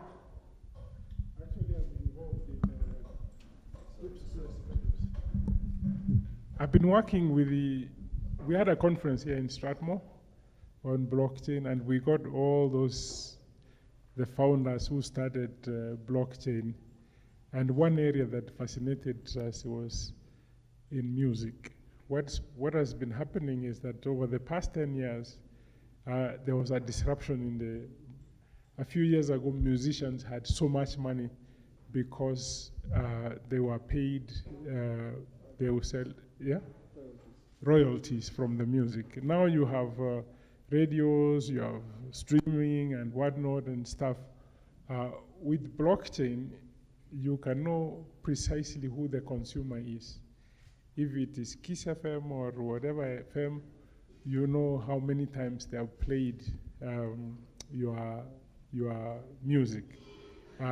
Even those who stream, usually what they do, they group you together and they decide to pay you, even those whose music is not liked. Now, blockchain has enabled them to know who is the most popular, and then they are paid according to their popularity. And we were trying to talk to Music Society of Kenya if we can apply blockchain, and we've been discussing how do we go about it. We still haven't. That's why I said these technologies, if we were quick, we can actually move, boom, and implement it. In the lands ministry, because you have an erasable record of transactions, it's important. Even for them, they realize that actually this is so important because we've been seeing land grabbing, people's land being taken away by force and stuff. Once you have this, even when you buy a piece of land, you would know who had it from 19 whatever, and it transferred to so-and-so, transferred to so-and-so. It will become very difficult to grab land from somebody. That's why the application there. The banks are beginning, Standard is already begun to deploy the blockchain. You are actually going to see rapid application of blockchain in this part of the world when others are denying that this thing is foreign to us. Sorry, so what is it that Standard Chartered are doing with blockchain? Standard Chartered, you was it? Yeah. So this is what is happening. Standard Chartered want to add a clause or a portfolio in which you can buy and trade with Bitcoin. So what happened is, currently we are in what we call a cryptocurrency bubble. You know, this is, how can I say it? Like some years back when if you're not on social media, you're not in the world, everybody wants you to be in social. So everybody, right now, everything is all about cryptocurrency. So what Standard Chartered wants to do is it wants to make sure by the time you are hitting to points where everybody is running on cryptocurrency, they want to make sure that there will be the bank which is allowing you to trade on it. Yeah, they want to be the first allowing you. That's same as Microsoft also. Courtesy of their servers, they're big enough to allow mining. And then they took this as an advantage and allowed people to actually pay for their services using Bitcoin and everything, though it's bringing a lot of legislation issues. But now they are among the first multinational company to accept Bitcoins as a form of transaction. So Standard Chartered just come in as a liaison. If I want to convert my Bitcoin to cash, where will I go? Yeah. Sorry,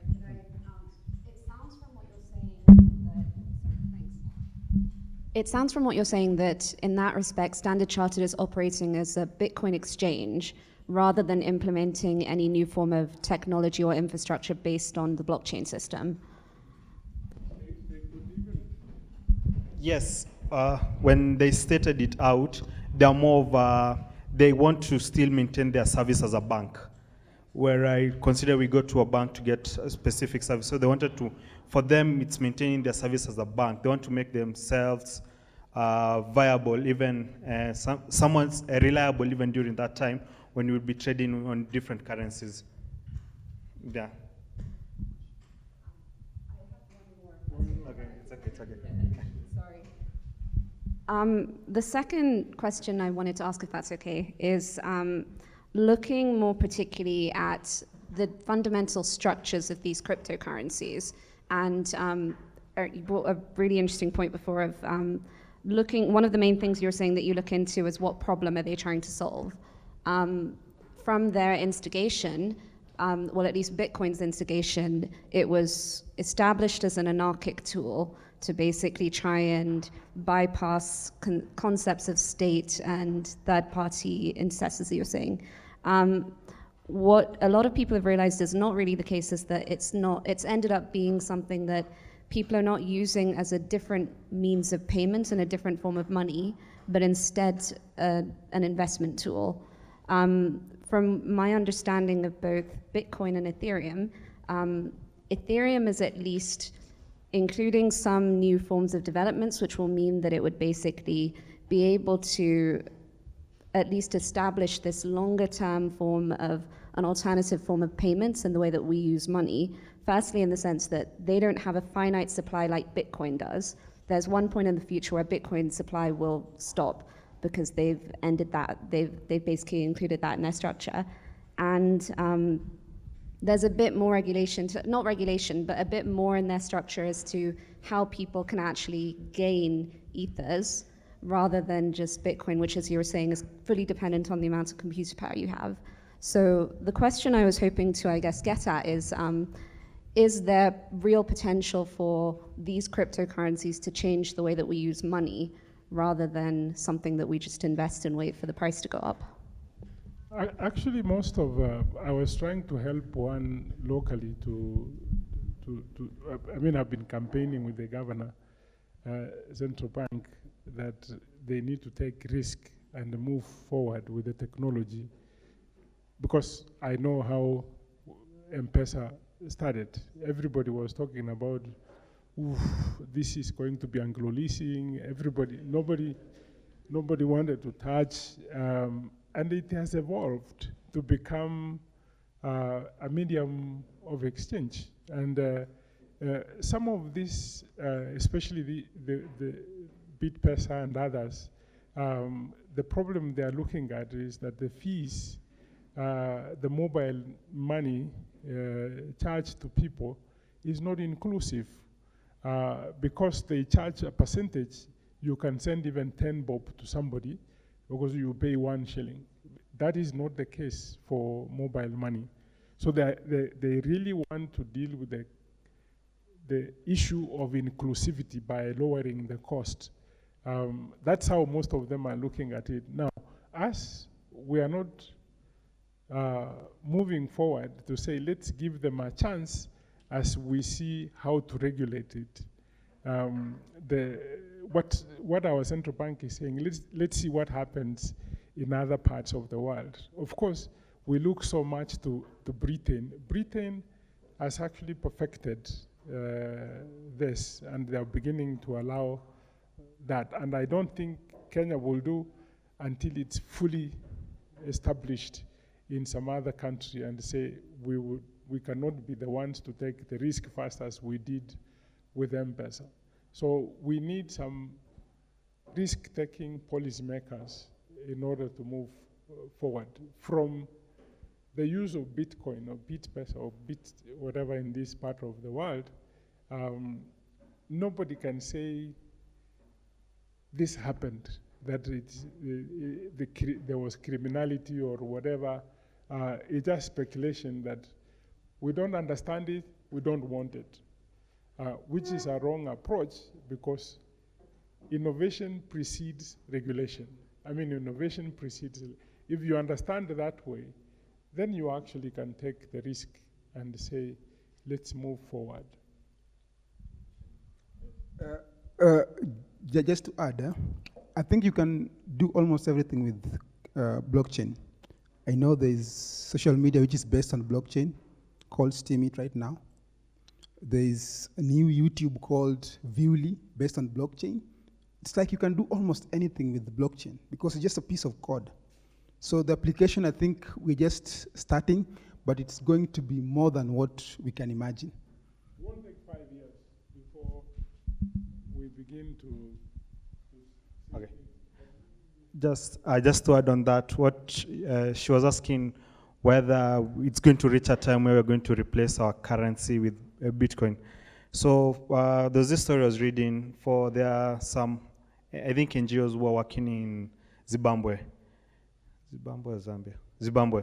So with the current issues of Zimbabwe currency being, you need like a lot of stash of cash for you to actually, yeah, you need a lot, and the money is has expiry date and everything.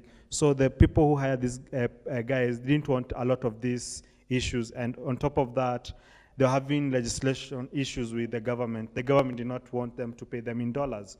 They wanted them to pay them in Zimbabwean dollars. So people are doing the math, it was not. So what they told them to get Bitcoin wallets. So if I was to pay you 30,000 US dollars, I pay you in Bitcoins. Because at the end of the day, your Bitcoins will never change value with respect to the country, it will only change values with respect to the international market. So the question that then we come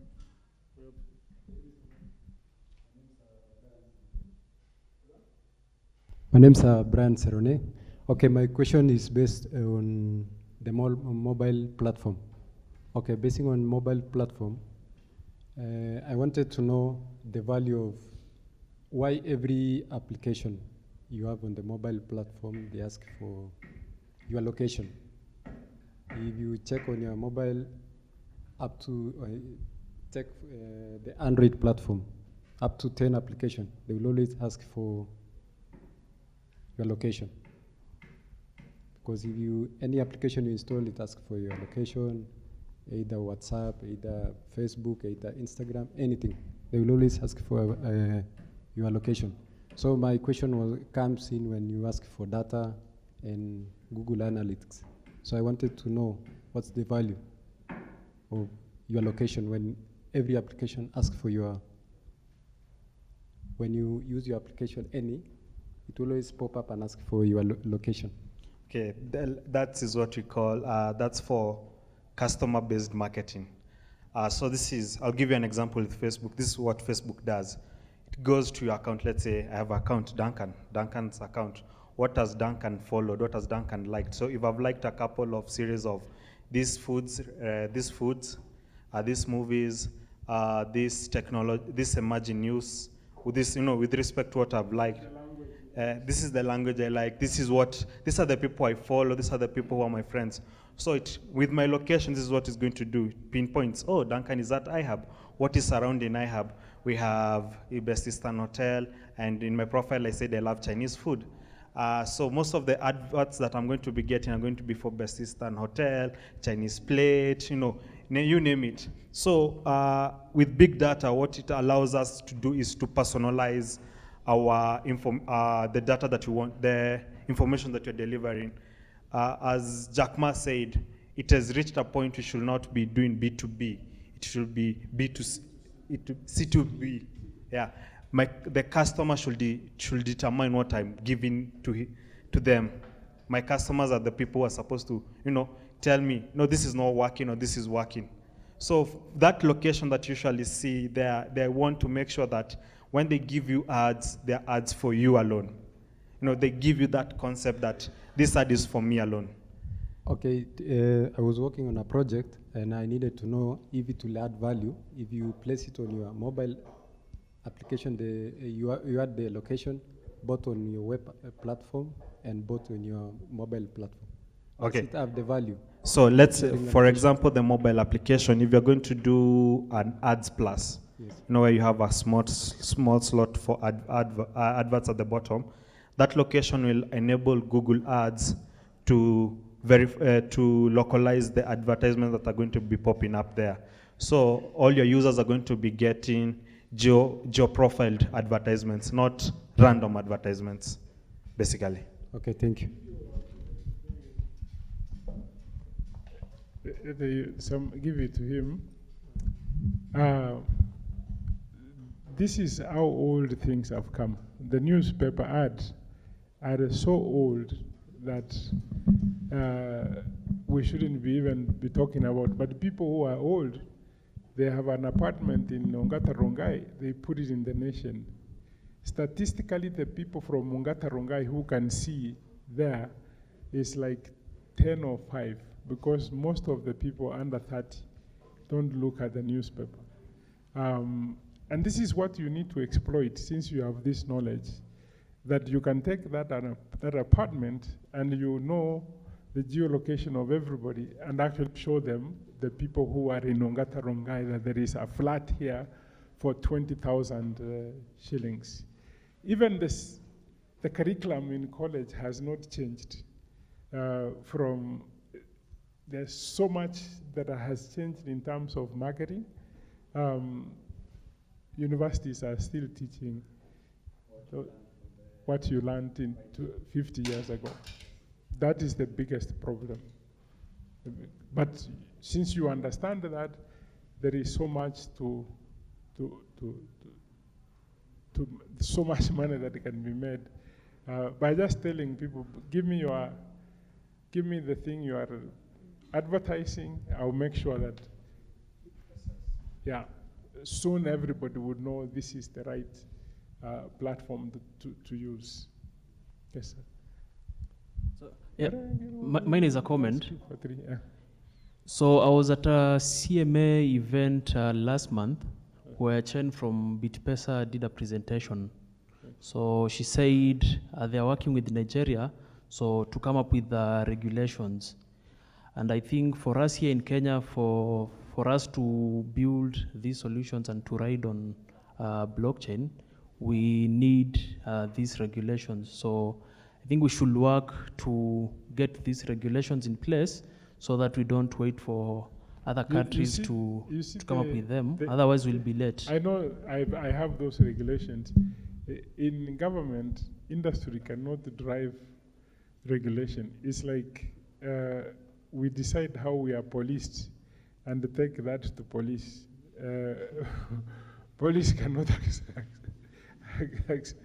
accept it. Usually they would say, let's look how policing is done in Tanzania or in the UK, and then we do it. And this is what central bank is saying. Let's see what happens. There will be more trust. They will trust more the regulations in the UK than industry-driven regulations. I used to be a bureaucrat, but no, they just allowed. What Nigerians did, they just surrendered and said, you do what you want to do.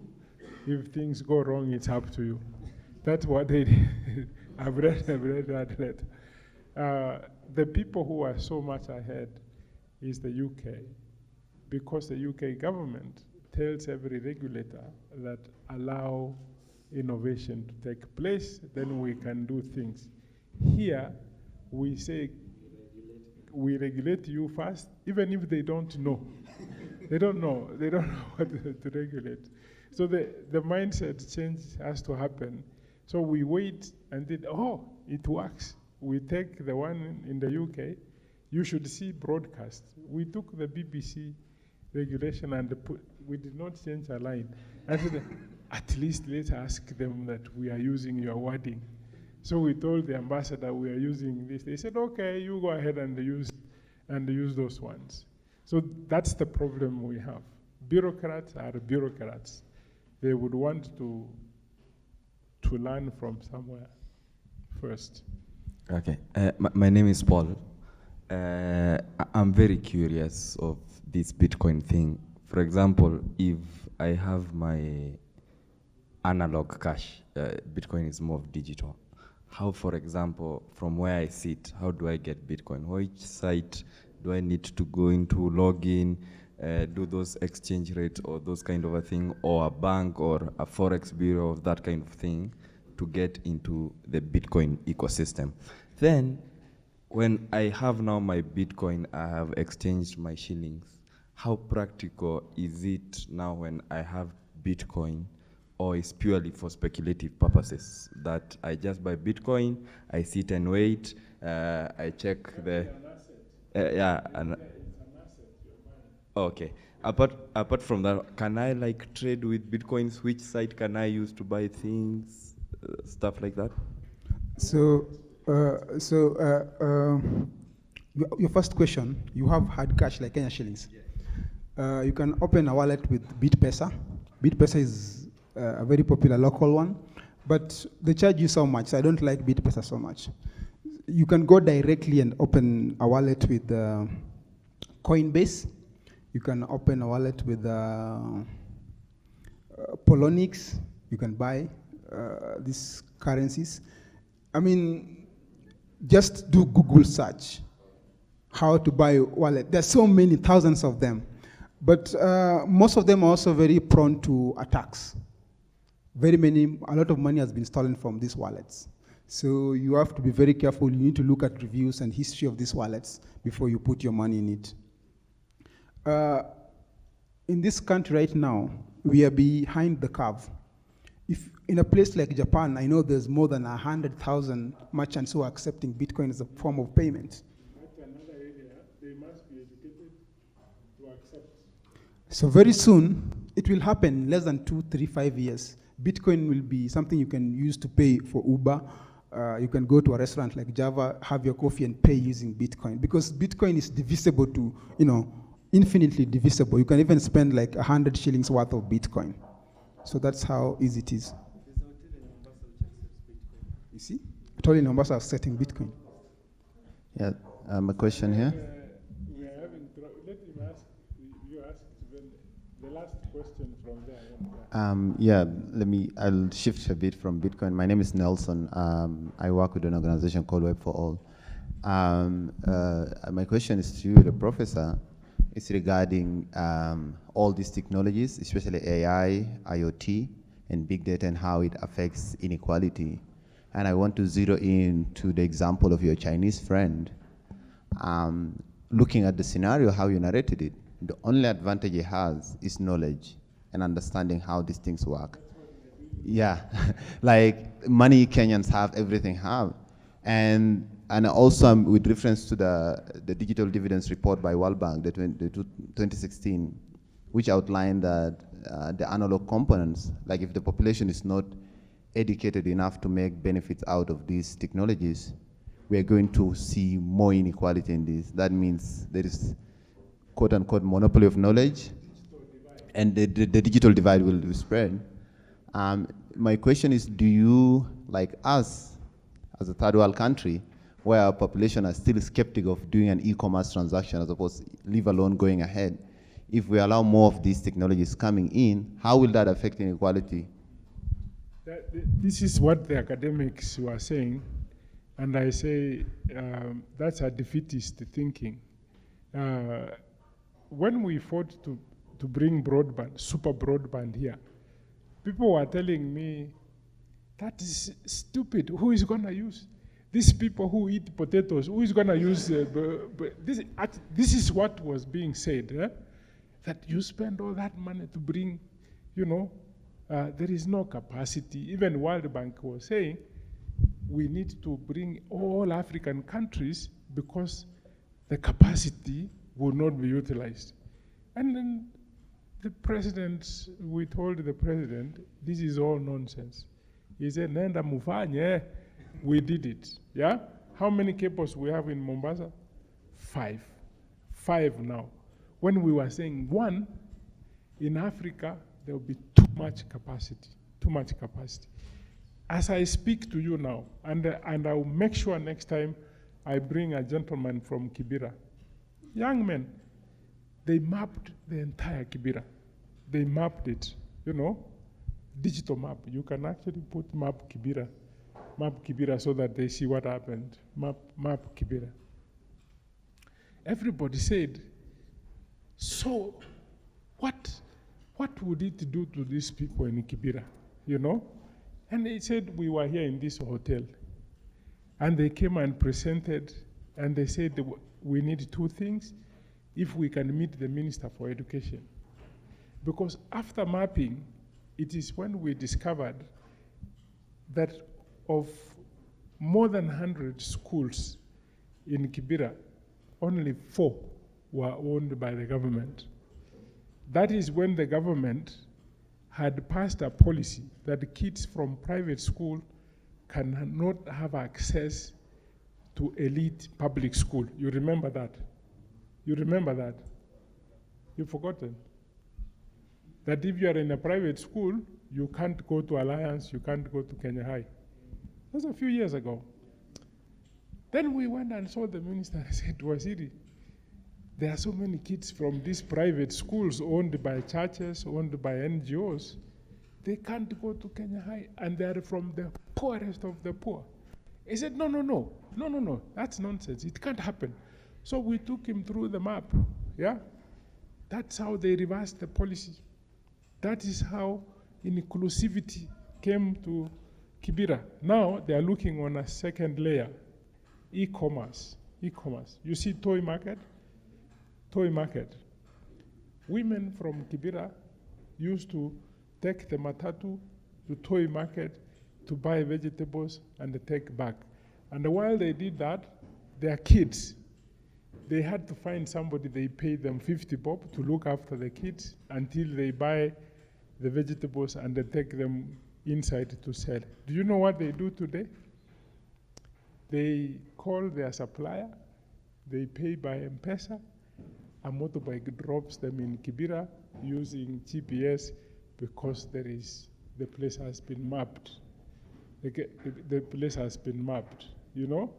The trouble when I've done like 3 papers out of it, foreigners are the ones who come and say, and they look at that and say, this is the best innovation ever. We are seated here, we can walk up to Kibera. Half of you don't know about Mabu Kibera. That is the problem. That is our problem. Today, we have talked about like 20 new business opportunities.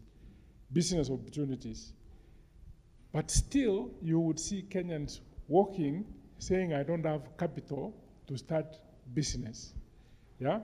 Or I don't know what business that I can start. Am I? Yeah. My question is like, I think they disagree. I don't disagree about the benefits for the consumers and the public. Yeah, I don't disagree with that. Actually, both of us agree on the second point that you raised, is that a lot of those your Chinese friends are the ones who will come here and who are exploiting this, and then by so doing, we'll have more money actually going to the developed world, and then our populations will just be consumers, and then there are not enough of us who are making value out of this business. And that's a bit scary projection for wealth and for wealth distribution. My passion for coming here is when I go to sleep, I feel angry. I see these applications, I see foreigners doing the applications, but our people are not doing it. I said I'll do it for free.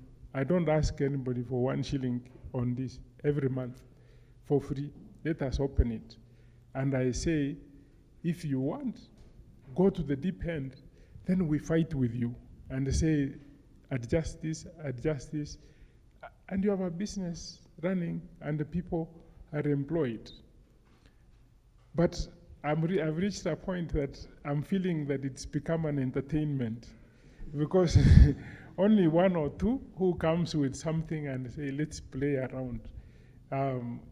If you have 1 acre of land, I did an article last week that for Africa to change, we must disrupt the way they think, where they are thinking, and change them within the place they are thinking, within the place they are. That's what Jack Ma said. You start from where you are and change where you are. If I want to make you wealth, we do zero grazing, we feed the cow so that it gets to 1,000 kgs. We sell it, you get 1.5 million. This is what Modern Dad sell 1 bull for between 700 and 1 million. You raise your cow, you will hardly get 30,000 shillings, you know, because of what? Lack of knowledge. And we have created a platform, we share this knowledge and see whether we can create wealth. If someone says, let me see if I can get 100 tons of tomatoes from 1 acre, you know, from 10 to 100, and not go for the Israeli 300 tons. And say, Ndemo, you told us this. How do we do it? Then we go to an agronomist. There are so many of them up at Kabet. They will tell you, this is the red soil, bring it, we look at it. They will tell you the pH level, the alkalinity, and they say we need to lower the alkalinity so that you get this maximum output, and it's free. They don't ask for that. You know, all that services are there, but Kenyans don't ask. Even thousands of years ago, someone was asking Jesus, what should I do to see the kingdom of heaven? And the people are not saying, what should I do to make money? What should I do to be wealthy? Then we start, what do you have? Chances are I will find you have 20 acres somewhere in Ngong, which only nothing lives there. 20 acres in Ngong. You go to India, somebody with a quarter acre, you know, quarter acre, yeah? is cherished because he can be a billionaire. They will put a skyscraper for chicken, and I can show you to you online here. And they do 30,000 chickens, eggs from a quarter acre. How many of you here have that quarter acre? Okay. How many of you are millionaires? You see the frustration. We want to be, everything Jack Ma said, we have had it, but we were excited to go see Jack Ma. Yeah? Queuing there, saying that, and he has left. We forget about, him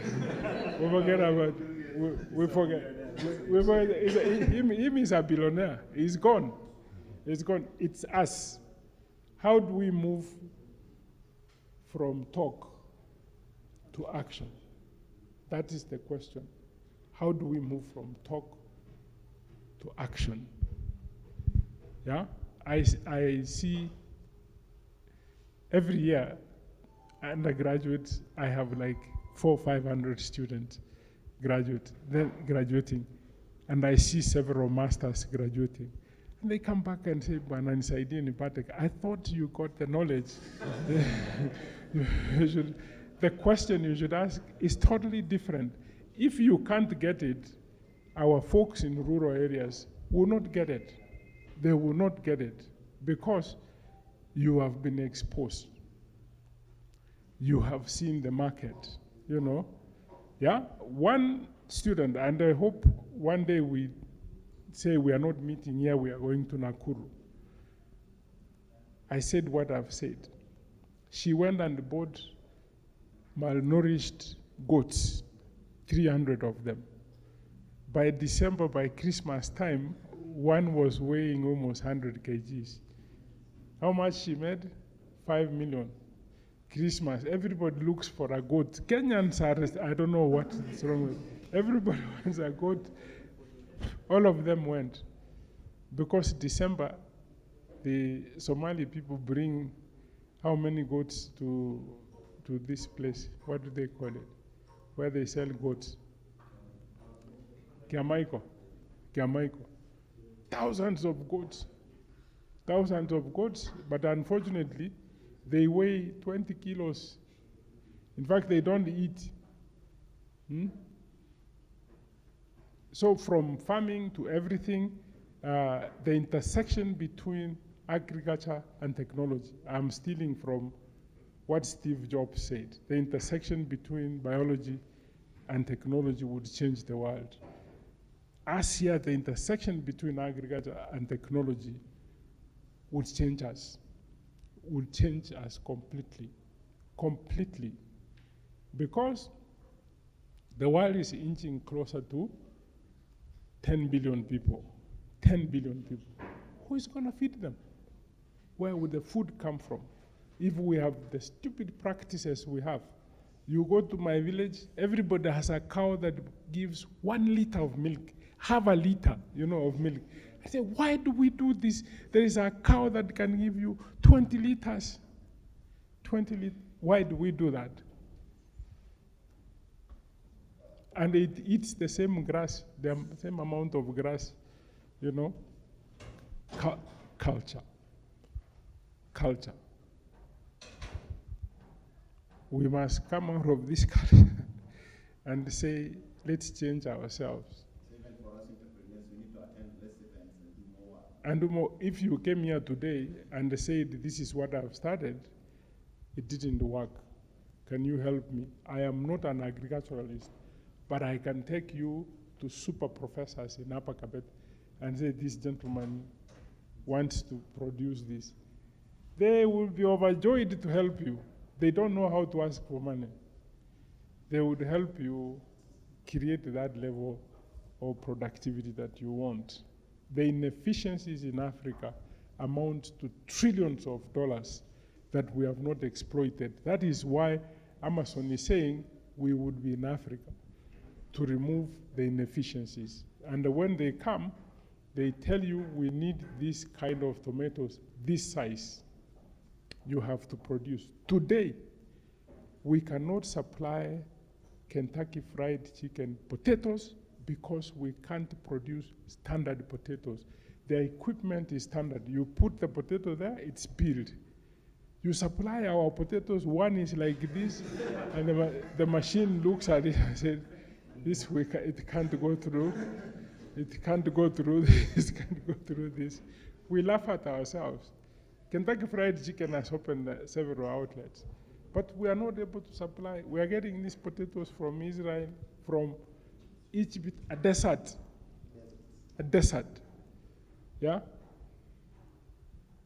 So think, if you kept on coming and saying, I started this, I have this problem. Even in marketing, I'm in school of business. I have marketing professors. Operations, I've got operations professors. Entrepreneurship, I have several professors. I say, let's help this young person go through this. Nobody comes to ask those questions. So how do you get the knowledge then? Osmosis? So it's up to you. So can we finish here? Just to add on how to obtain bitcoins.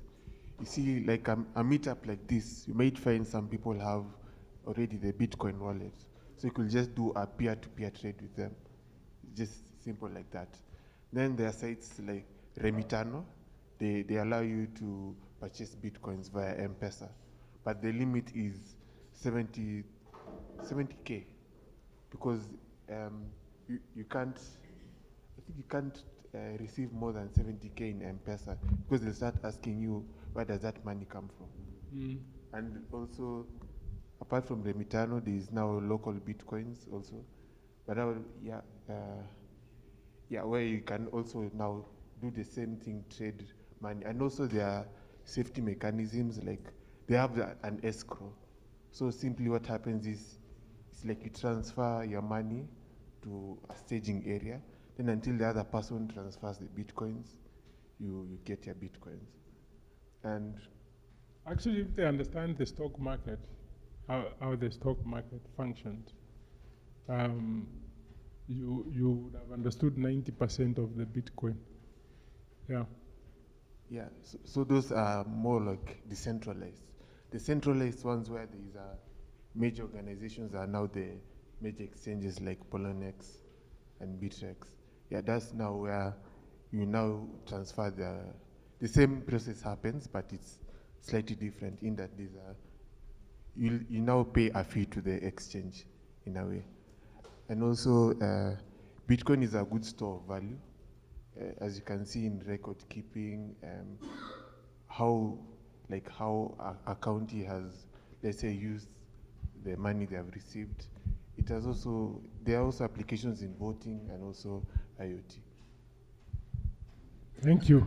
Thank you. I want to say thank you for coming. Next month, I think you would get Mukona email.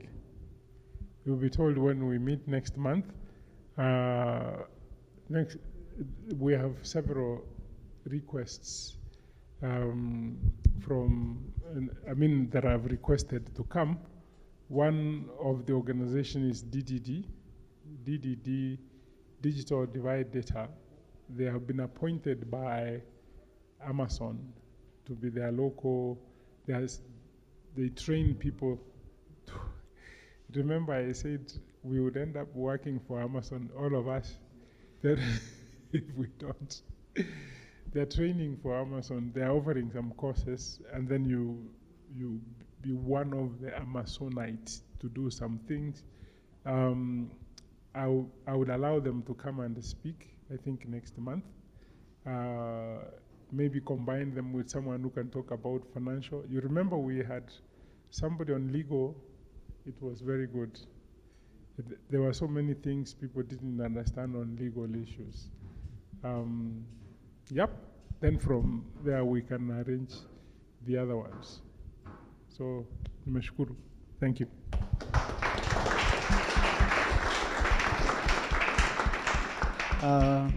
Thank you, Duncan. Thank you, Apollo. Thank you, Ndemo, for the great session you've had. I believe all of us have learned something, or an idea has been sparked in your mind, or something that you used to think has been replaced with more knowledge. And I pray that as we go on, that the conversation won't stop here, that we'll meet along the corridors, continue to talk, exchange cards, and that's how, that's what the platform, the iHub platform offers. A place where now you can be able to sit, get connections, get networks, and be able to move to the next level. And for those who have been, how many are here for the first time? The new iHub? Yeah, so you're welcome to the new iHub. This is our new event space. You have 2 of them. We have a co-working space. We have different levels of membership. Just go to our website. You can be able to look at them, be able to know which level of membership you can be able to come. Let's continue the innovation conversation. Sawa sawa? Yeah, thank you so much.